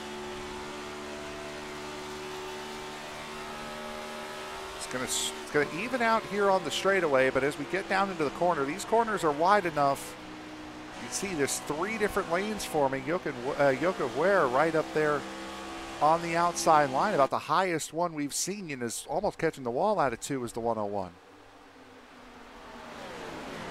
That could have gotten very ugly very quickly. Luckily, everybody heads up driving to avoid getting into each other. Back up towards the front. After this 3 wide sorts itself out. Between the 77 of Hellbro, the 33 of Gunnarsson, and the 101 of Jochen Ware. Emily Fagrell sticking her nose in there, making it 4 wide. Going into turn 1. Gunnarsson on the high line, though, is the one that makes it stick.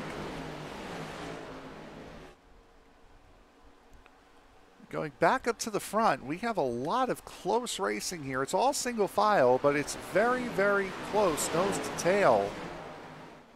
Ariltson back up in the 24, up into 5th. Stefan Wong side by side now with Jonas Skoglund, who's still trying to recover from that earlier incident with Daniel Solo, who currently runs in 3rd.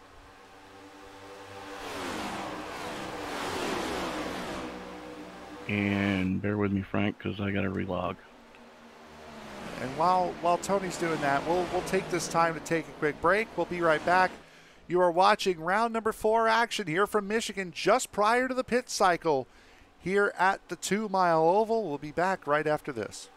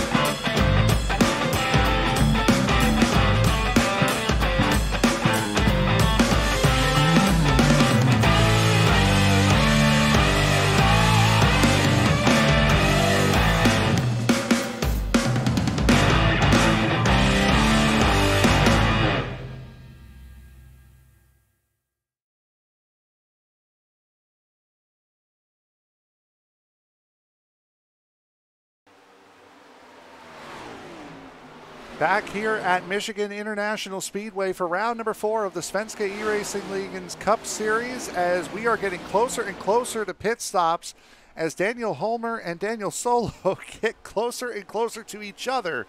Coming out of turn number 4, working lap 84 of 124, 41 laps to go here at the big 2-mile oval. Only a handful of laps left in this stage 2. No, those stages. No more stages. Huh? We've done the stages already. No more. It's Thought only there were one. 2. No. Oh, only one stage break. Oh, okay. What do I know? How long have we been doing this? Hey, tequila was involved. Get off me. Solo, Brostrom, and Holmer have enjoyed a very nice run up here at the front of this field, but now they're starting to get a little bit close and personal with each other. All three of them are. As Brostrom on the bottom looking for the race lead, and this fighting here between these three have brought that second group back within reach. Hugo Robb in the 21, who finished second at the stage break. Alexander Arildsson, who started second. Stefan Wang, who's finished third at the stage break, are all up here now. Daniel Blomqvist up here as well in the 487. As you would expect, but think back to when we were talking prior to going green. I told you that Brostrom, Solo, and Homer were probably going to be up towards the front as they've got a lot of experience here. And here they are with Hugo. Excuse me. Oy. That could have gotten ugly. Solo did catch the wall there coming out of turn 2. As Daniel Holmer now will look to take advantage in that bright esports machine, number 79 on the inside line.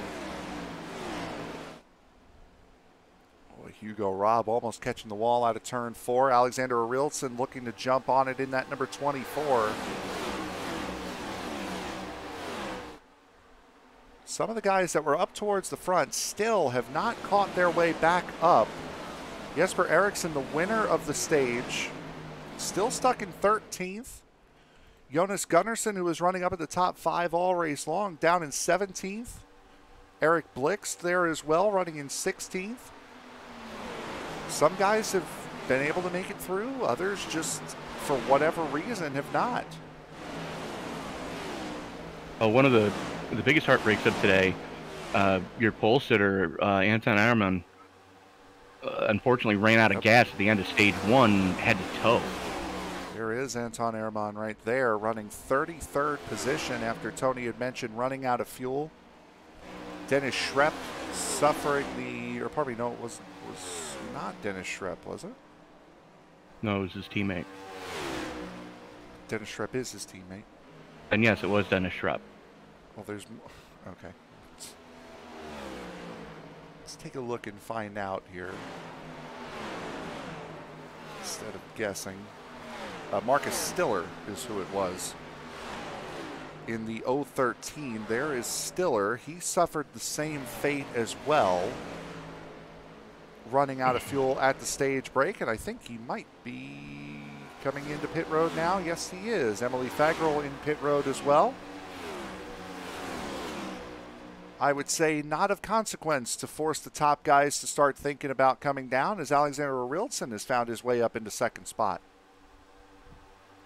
He has at that is Daniel Blomqvist taking a run at Blomqvist, Wong, and Heflidison going after each other as Wong peels off to bring it pit side. You know, this is what we're going to need. We're going to see, now that you're well within the you can make it from here category, we're going to see those green flag pit stops start to file out. Hilda Whalen down pit road as well. Kenneth Tier down as well. Hugo Robb coming back out on track. You just saw him flash up in front. Jonas Forss was the driver of the Force Esports machine that was getting around these top 4, getting a lap back. Linus Brostrom looks like he might be coming in. Yes, he is. Bringing Daniel Holmer down pit road with him. Bloomquist, Haflidason, Solander, all coming in. A big group of guys coming in. Gunnarsson, Blixt at the back as well. Skoglund, Eriksson, Helmbro. A lot of guys in here. As we've got a couple more guys trying to stay out, try to make something happen. As there is Wong coming out of the pits right in front of your leader, Alexander Eraldson, as he's got Dan Solo glued to his back bumper. And here we go. Eraldson in, Solo stays out. Oh, wow, they both stay out. Was not expecting that out of those two. Jochen Huer coming in the 101. He pits from third.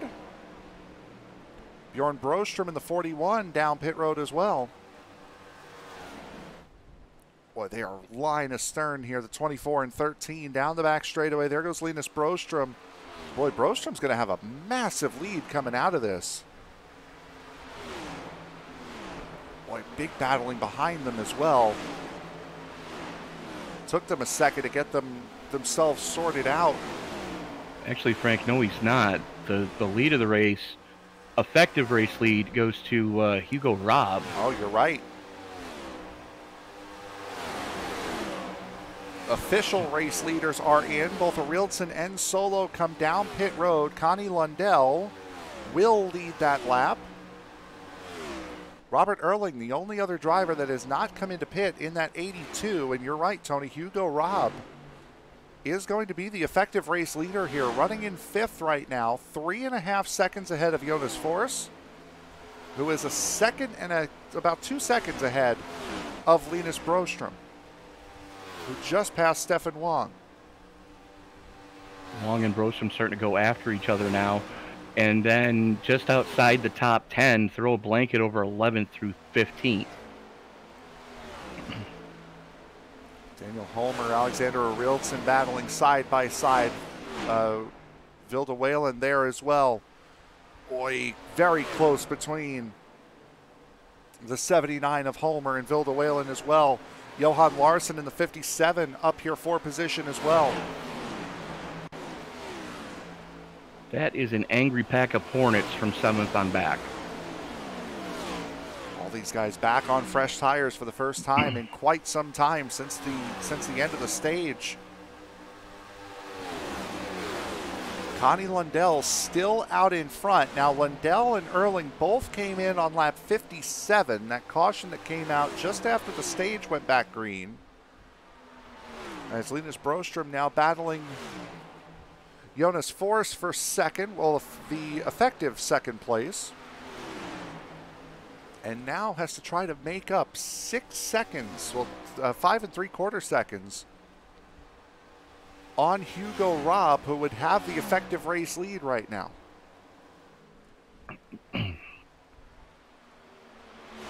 Yeah, it's definitely shaking things up a bit with this long green flag run. The question is, how much longer can Lundell and Erling stay out there, as those guys were last down on lap 57. Everybody else, lap 81 or after, has been down pit road, and well within the you can make it from here phrase. Lundell might have been trying to go down pit road, but the 41 of Brostrom ended up right to the inside at the worst possible time for that 91, as you could hear, running very slowly down the back straightaway here. Car's still running, is that 91, and now Connie Lundell getting to the bottom, signaling that he will be coming in. Made the call right there after you got clear of Brostrom that he was coming down. Letting more credence to, yeah, the 91 was trying to come down last time too, I think. Looks like the 82 is going to stay out, so Erling going to stay out. And Erling will get a lap led in that Force Esports number 82, so move Hugo Robb up to second. Linus Brostrom has made up a half a second on Hugo Robb. Stefan Wong battling still right there with Linus Brostrom, a 2-second gap up to back to Daniel Holmer, and everyone here running single file, so they should catch the two in front rather quickly. At least you would think they would. Only one driver left to not pit, and that is that man right there, the 82 of Robert Earling.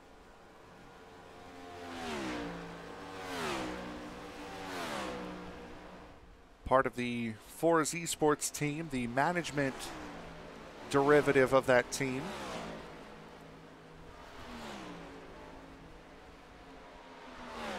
Hugo Robb running in second right now, and that is the gap. Hugo Robb, one of the very few independents here in this series, and I think Robert Earling is either going to come in this time, which he's not, or he's going to come in after Hugo Robb makes the pass, which at that point means, yep, I've already lost it, may as well come in now.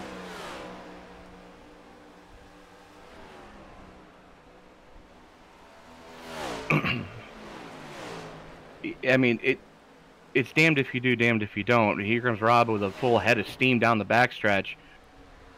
Earling going to give him the inside, not really contested, going into three, side by side.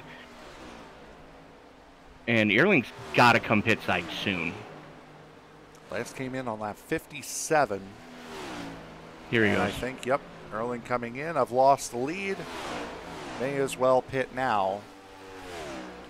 As that passing by, Anton Ehrmann, who's still several laps down, running in 33rd, bringing Linus Broström with him. Now, here's the interesting bit with Hugo Robb and Linus Broström. They came in 2 laps apart. Robb on lap 88, Broström on lap 90.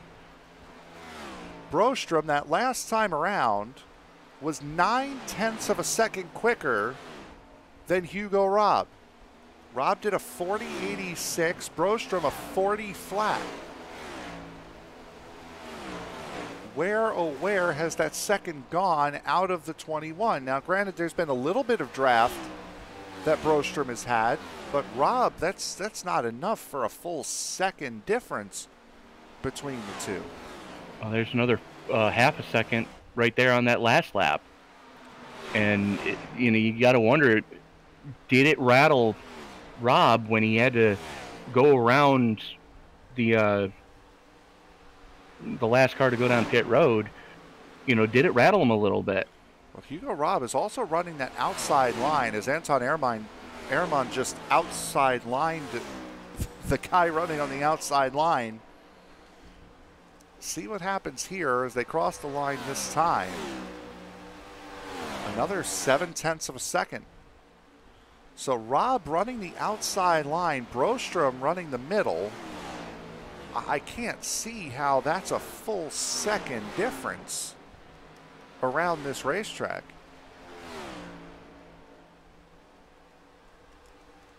Well, I mean, just take a look at the speeds these guys are going.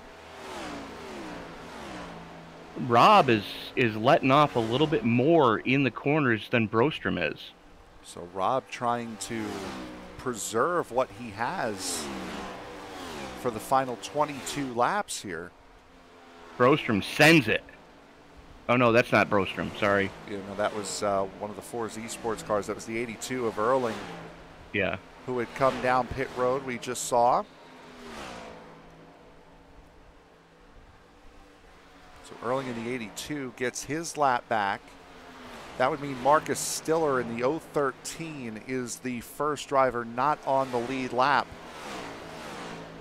Currently running in the 29th position. Only 2 retirements here tonight thus far. Philip Broberg on lap 2. Dennis Schrepp on lap 44. Philip Carlin is in the pits repairing that number 22 machine.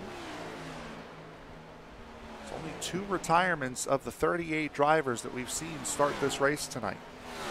And Frank, we got business picking up from 4th on back as Eraldson, Holmer, Salander, and Ericsson going after each other. And don't count out Dan Solos. He's right there within striking distance as well. And this group is 4 seconds off of the top 3. Hugo Robb and Linus Broström now are together for the race lead. Stefan Wang is about 1.5 seconds off up in front and has a Rieldsen 1 second back running in 4th.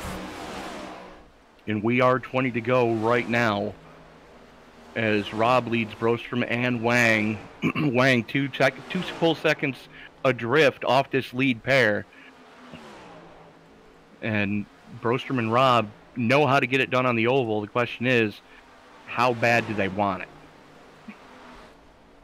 Broström looking to the inside of Hugo Robb, looking for the race lead, and Robb will give it up, not with too much of a fight, as in a heads-up duel. In a heads-up duel, you would want to be in second here. You do not necessarily want to be the race leader coming down to the white flag at a racetrack like this.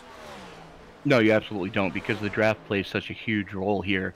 You're pretty much a sit and duck, or you're probably going to wreck both of you if you're leading and trying to maintain it for the entirety of the final lap this close together. And with Robb conserving as much as he has, allowing Linus Broström to pull that 6-second gap back in, that could also play a huge factor. Another huge factor looms 2.5 seconds away. That is Alexander Rieldsen, currently running in the 3rd position, bringing a massive group with him.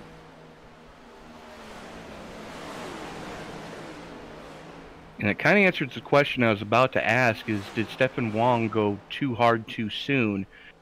The answer is a definite maybe, as Homer, Ericsson, Solo, and Salander right on his heels. Homer going right down to the bottom, Solo right up at the top. Jesper Eriksson, the stage winner, right there as well. Salander, Haflidason, Blomqvist, Gunnarsson, Blixt, all in this group. Vilda Whalen about 1 second off of this group that stretches from 3rd position all the way down to 12th. And they are closing on the top pair. Hugo Robb has not allowed Linus Broström to get away. Rieldsen was 2 seconds back, 2.2 seconds back. He's now 1.5 seconds off the top pair. And starting to close that gap quickly as the battle still rages on from 4th on back. That's Homer, Wang, Solo, 3 wide coming across the stripe, 3 wide going into turn number 1. Solo on the bottom, Homer in the middle, Wang on the outside. Across the line on that 3 wide, and that's part of the reason why Rieldsen has now grown a 1.3 second advantage on this group here. So he's been able to get up and get out and drive away from this battle and drive towards the top 3.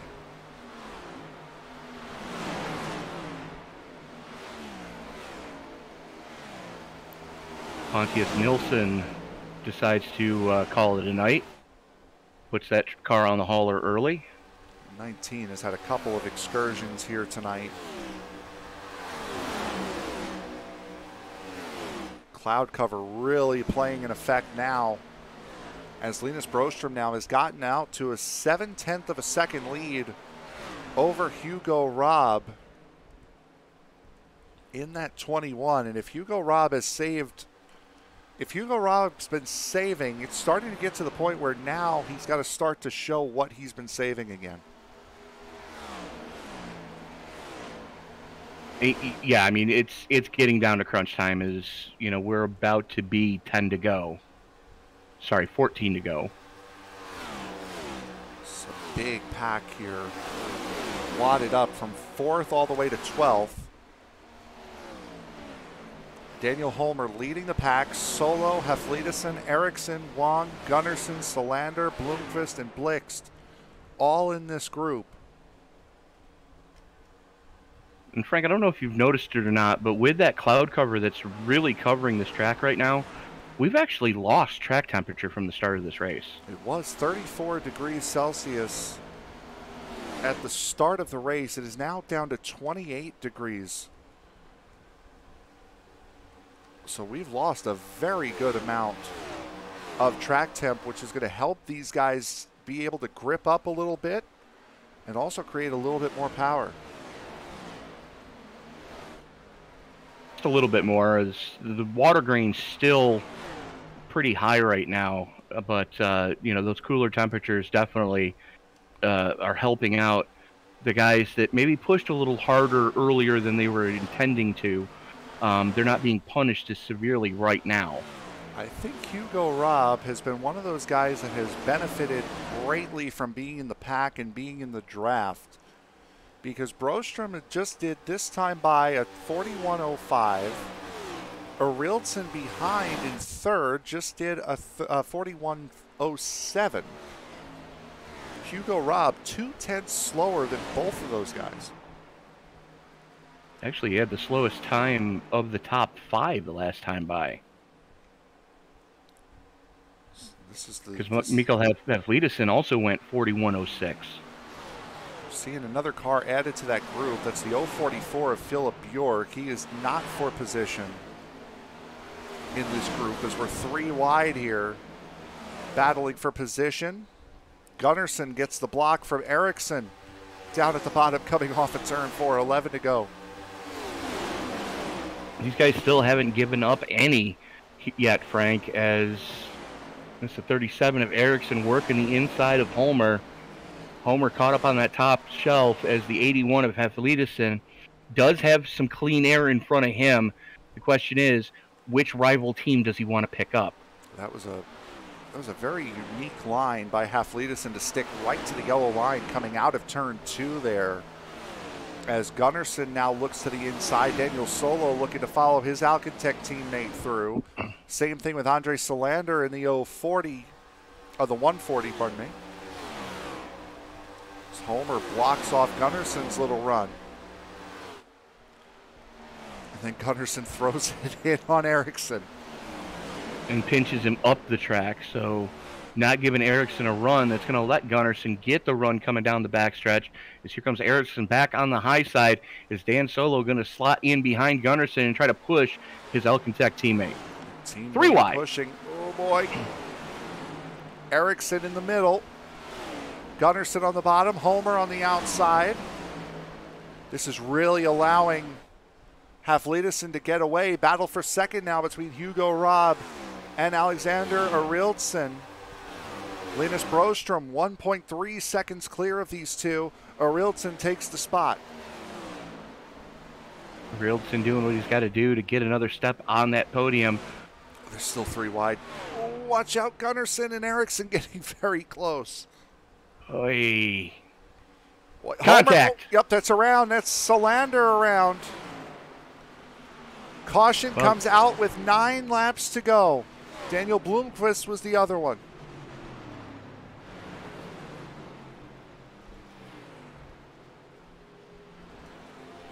Boy, neither one of them wreck and neither one of them lose big. But there is Linus Brostrom's 2.5 and extending lead gone.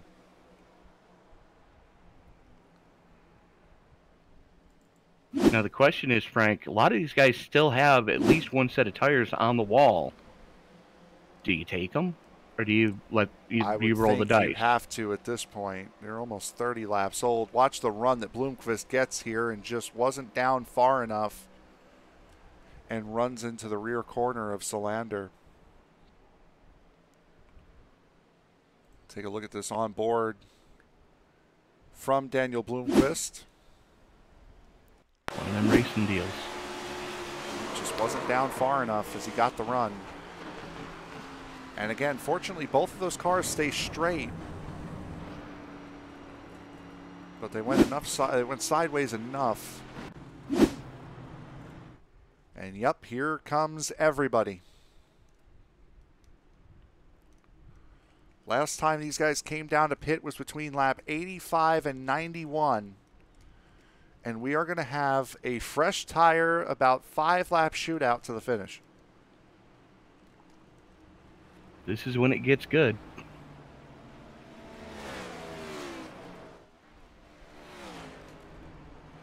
Stopping in their box clean appears to be everyone. Brostrom 4 tires. Arielson, oh, Daniel Solo, I think, took 2. So did Hugo Robb, possibly. Brostrom wins the race off of pit road, and Solo took 2.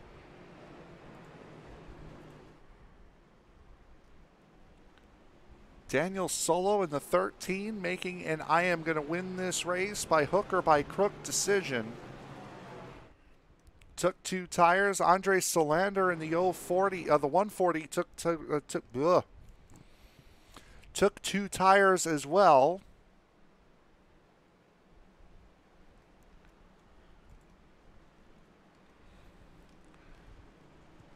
Now, Tony, it gets fun. That's one way to put it.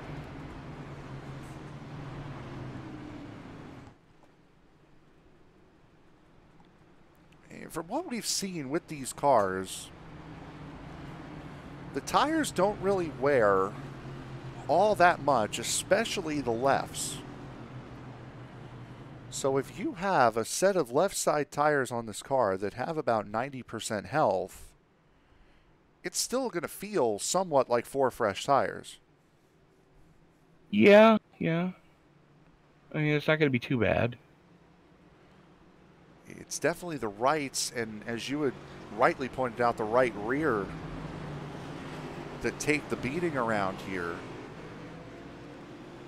as you try to push and get position as the 2 wave around cars go by. And we will have 5 laps to go to determine who will come out as the race winner here tonight.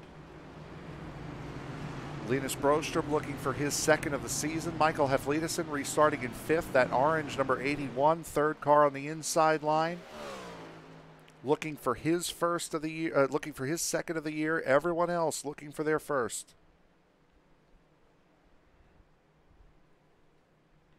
I mean, it's been an amazing race that we've seen here so far, Frank. And you know, you hate to have it kind of come down to this, but I kind of think Dan Solo may have just shot himself in the foot. Was it 3 green, white checkers? Not yet. Well, no, not yet, but I believe it is 3 attempts. I believe it's that we 3 get attempts, at it. yeah. So the drivers on 2 tires here are the 13 race lead and the 140 3rd car on the outside line. Older tires do tend to spin up a little bit more on the restart, so that is something we're going to have to pay attention to here. Green flag is back out. 5 laps to go. Everyone gets away fairly clean. So far, so good anyways, as Brostrom and Eraldson going side by side, going into 1. Here comes the 81 of Heflidesen and Hugo Robb right there as well, looking to make it 3 wide, thinks better of it yet. Arielson has been very, very good on these shorter runs, and you can see everyone wiggling and hard backwards is the 33 of Jonas Gunnarsson. Caution is out, and we will now go into to overtime. A green-white checkered.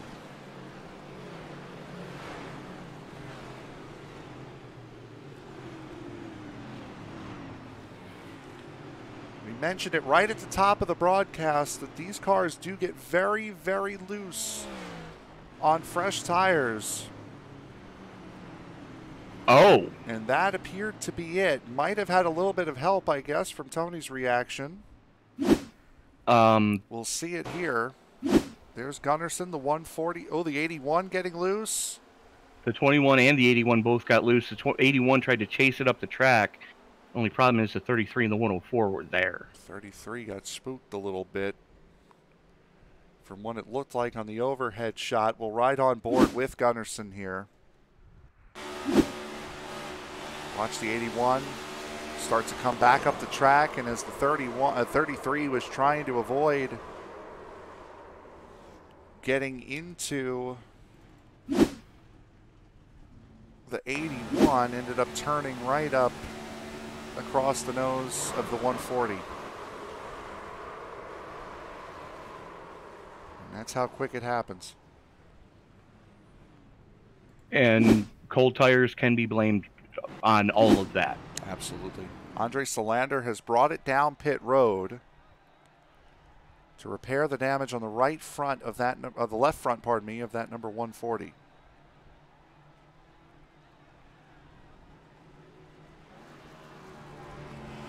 Might have some right front damage as well, but there's a lot more on the left front. That whole hood is kind of scooped down under the front clip. Yeah, that does not look healthy at all. Chance to see it. Unfortunately, we won't. And when you make a decision like 2 tires, when everyone else is going to make 4, this is part of the thinking that goes into it, is there are going to be a lot of cautions, or hoping to be a lot of cautions, between now and when I need to actually finish this race. So if I can just hold on long enough, wait for those cautions to come out, and then get a good enough restart on the last attempt, maybe, just maybe, I can sneak this win. Well, stranger things have happened. Solander and Gunnarsson are in the pits right now. Marcus Stiller on the back straightaway just got his lap back, so Stiller running in 27th, back on the lead lap here. Andre Solander, Jonas Gunnarsson back out on the racetrack. They will stay on the lead lap. So Anton Ehrman currently running in 30th after starting on the pole and running out of fuel at the end of the stage, is the next car to get a lap back. The only problem is he's still 2 laps down. Should be just enough to get to the final green-white checkered, and then he still has to start at the very back of the line. Good luck.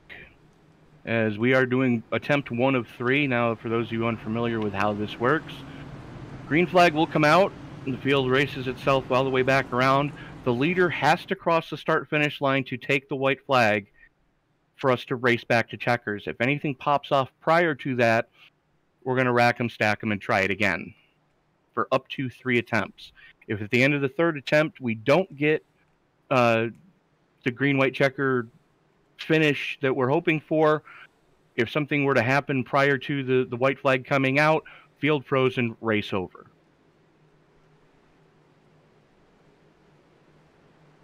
Daniel Solo, Alexander Ariltson on the front row. Linus Brostrom and Hugo Robb in row 2. And remember what we had said prior to the first caution coming out of these pair. Hugo Robb has been the beneficiary of being in the pack and being able to use that draft, and was able to finish in 2nd in the stage based on that end pit strategy. So we will see what happens here. First green-white checkered attempt is underway. Solo, another very good start. Solo wastes absolutely no time pulling the triggers. They hold off into turn number 1. Here comes Brostrom on the bottom lane, 3 wide with Hugo Robb.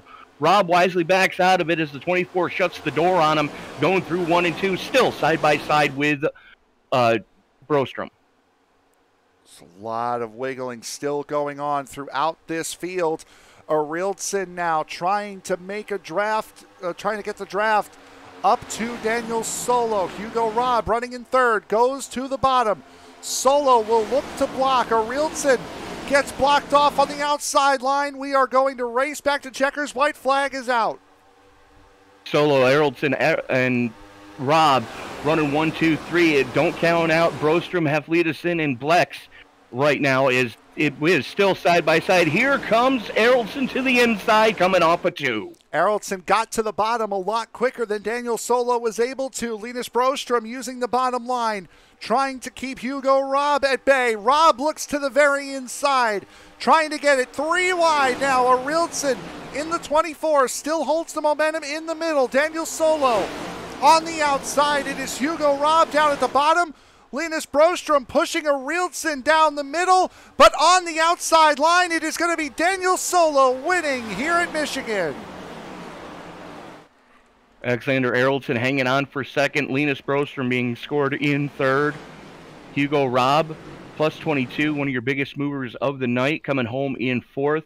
Eric Blix rounding out your top 5. Daniel Solo by 7/100ths of a second. Uses that momentum from the outside lane and the 2-tire pit strategy to take the race win, the 4th unique winner on the season. And another Alcantech victory. Whew. What a finish. Absolutely. Holy cow.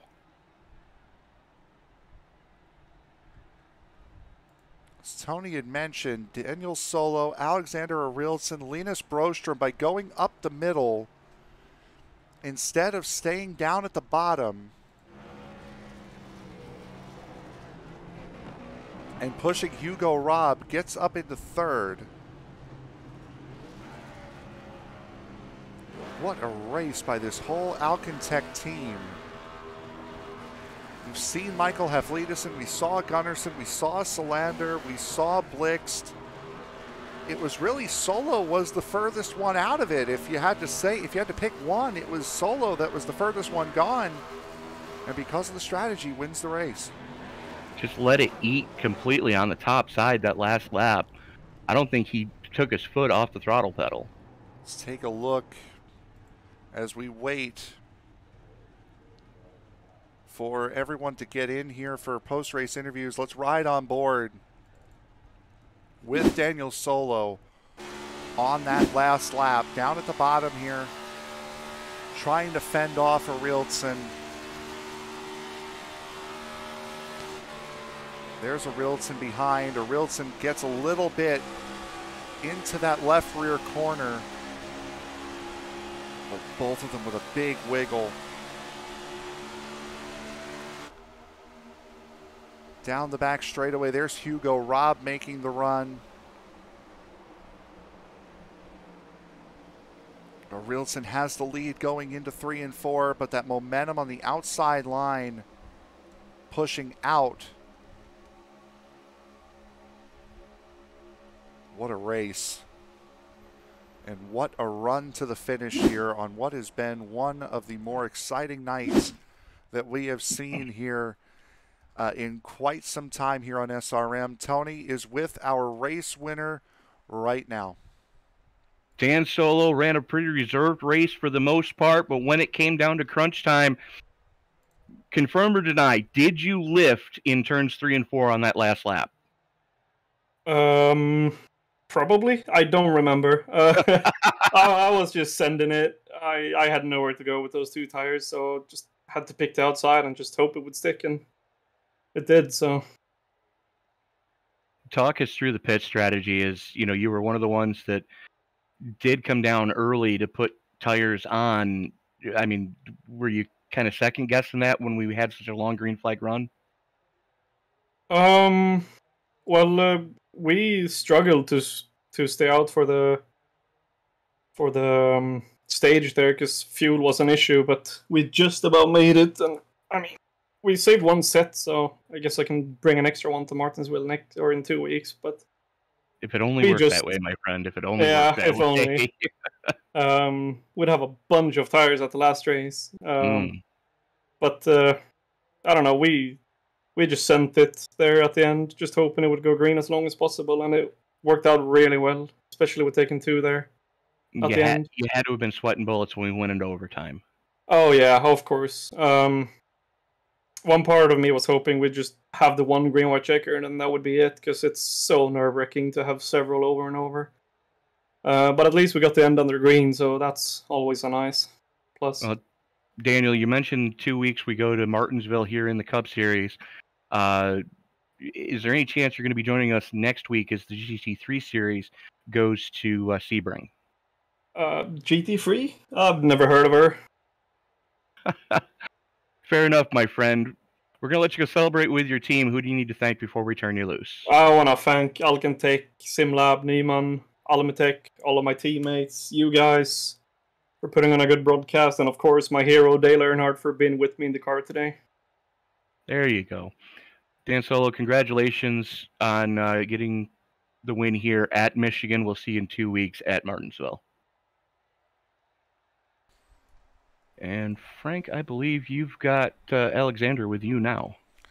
I do. Alexander Arilson, you got very, very close, but it being stuck in that middle line there on the final lap, unfortunately, was the undoing. How good, though, was that number 24 today?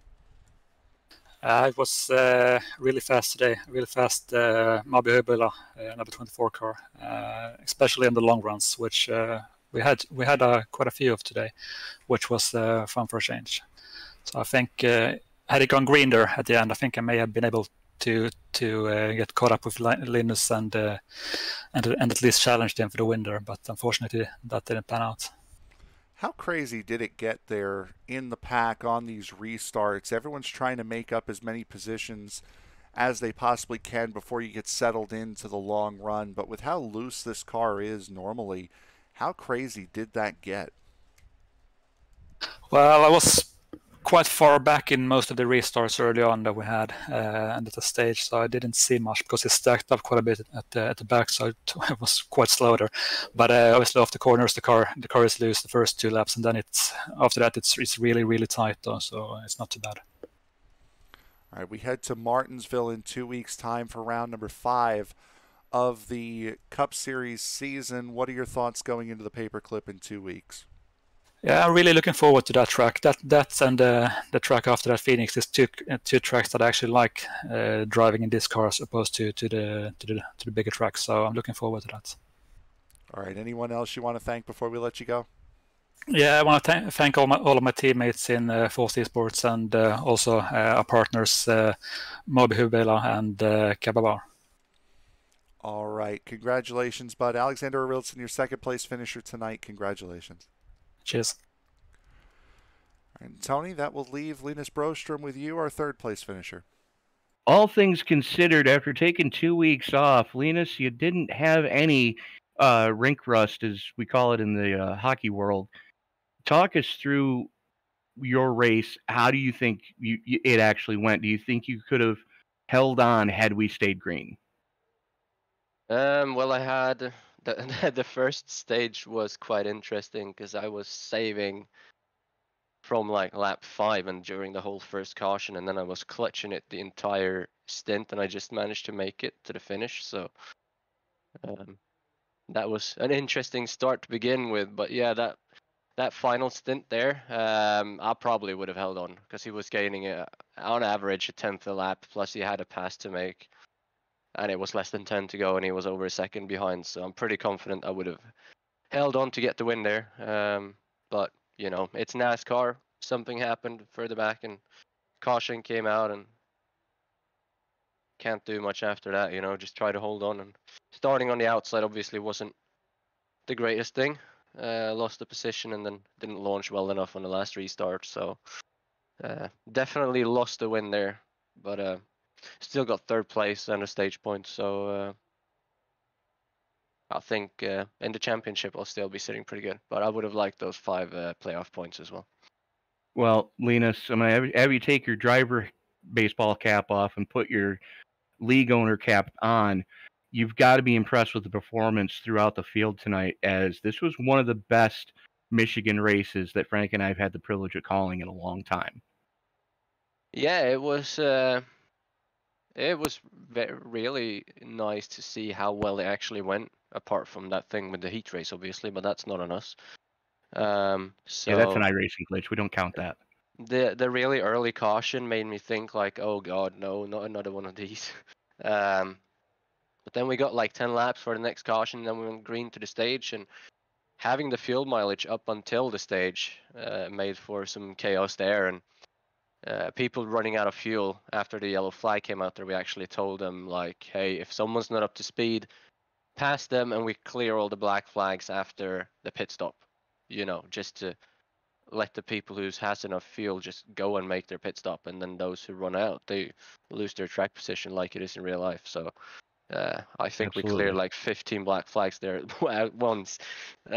So we kind of figured that one out, and then the final stage went really well as well. It was fun to see that we could go for that long on a track like this. And there was some contact and action going on, battles and passes, and nobody crashed until 7 laps ago. I haven't watched what happened yet, but I'm guessing people on different tires, someone making a move, and But I'm really happy with how this played out. Yeah, absolutely. As an organizer, as a driver, I hate it because of the cost. Well, yeah, of course. But I think you're going to get a kick out of some of the saves that were made during that final stage. But we shift gears. 2 weeks, we're going to Martinsville. But next week, we have an even tougher challenge for the GT3 drivers as they go to the monster that is Sebring. What are your thoughts going into that event next week? Well, I don't really like Sebring. I've driven there a few times. We'll see if I'm going to race it or not. But yeah, it's the reason we put it as a 60-minute race is because that's a track where we feel like endurance should pay off, and it's not really a track to have sprint races. So right, that's why it's a 60-minute race. So it's going to be fun to see how people handle that. But I think we all have our guess on who's going to win that race. Well, right? And then yeah, pretty much. Then, Place your bets, going to Martinsville in 2 weeks, I'm really excited about that. Me and my fiance are sponsoring that race ourselves. How does she put up with your shenanigans? I don't know. I mean, it was her idea to pay for it, so. Okay. I don't know, where did she finish today? She's definitely a keeper, that's for sure. 22. Oh, that's right. Yeah. Well, I've got. Last time I counted, I had 372 official starts at Martinsville and 84 wins. So yeah, I was going to say I've seen you into victory lane in 2 weeks. I've seen you in other leagues do quite well at the paperclip. So, definitely good to have you back in the car after taking the much needed break with the fiance. Linus, we're going to let you go celebrate. Who do you need to thank before we turn you loose? Mabi Hyrbilar, first of all. All the other sponsors of the league, Capobar, Aria, 81. Can't think of all of them off the top of my head now, but you guys for putting on the broadcast, of course, and then everyone helping out with the organizing the league, all the all the officials and people doing stuff. Admins, yeah. So just everyone involved, and all the drivers for a good clean race, apart from that one driver who caused the final caution. We'll see who that is, but I don't want to thank him. Fair enough. Linus Brostrom, congratulations on another podium. We'll see you in 2 weeks at Martinsville. See ya.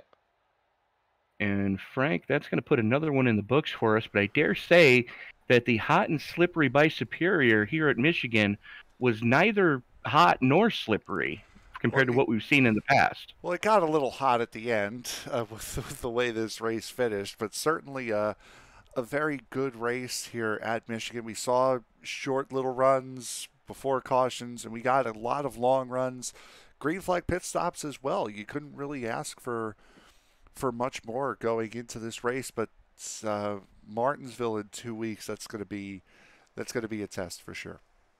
Oh, it absolutely is. It's going to be beaten. It's going to be banging. You're really going to have to be mindful of what's going on around you. And I dare say that, the guys that haven't been racing with a spotter, they're going to need to turn that spotter pack on and have it set to chatty, because you're lost without a spotter at Martinsville.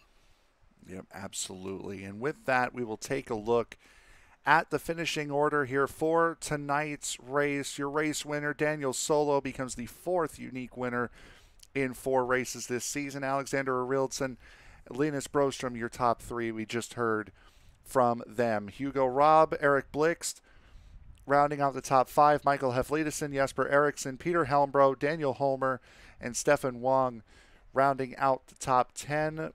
Vilda Whalen, Jonas Forss, Jonas Skoglund, Daniel Blomqvist, and Kim Nyholm rounding out the top 15. Top 20 will be Robert Erling, Kenneth Tier, Martin Liesnich, Antoine Bradberg, and Hyoko Ware. Tony. Bjorn Brostrom, Emily Forgrell, Robert Lundgren, and Eric Lundberg, along with Jonas Gunnarsson, rounding out your top 25. Jonas Larsson, Connie Lundrell, Andre Salander, not the night he was hoping for. Marcus Stiller and Anton Urman, or Ammon.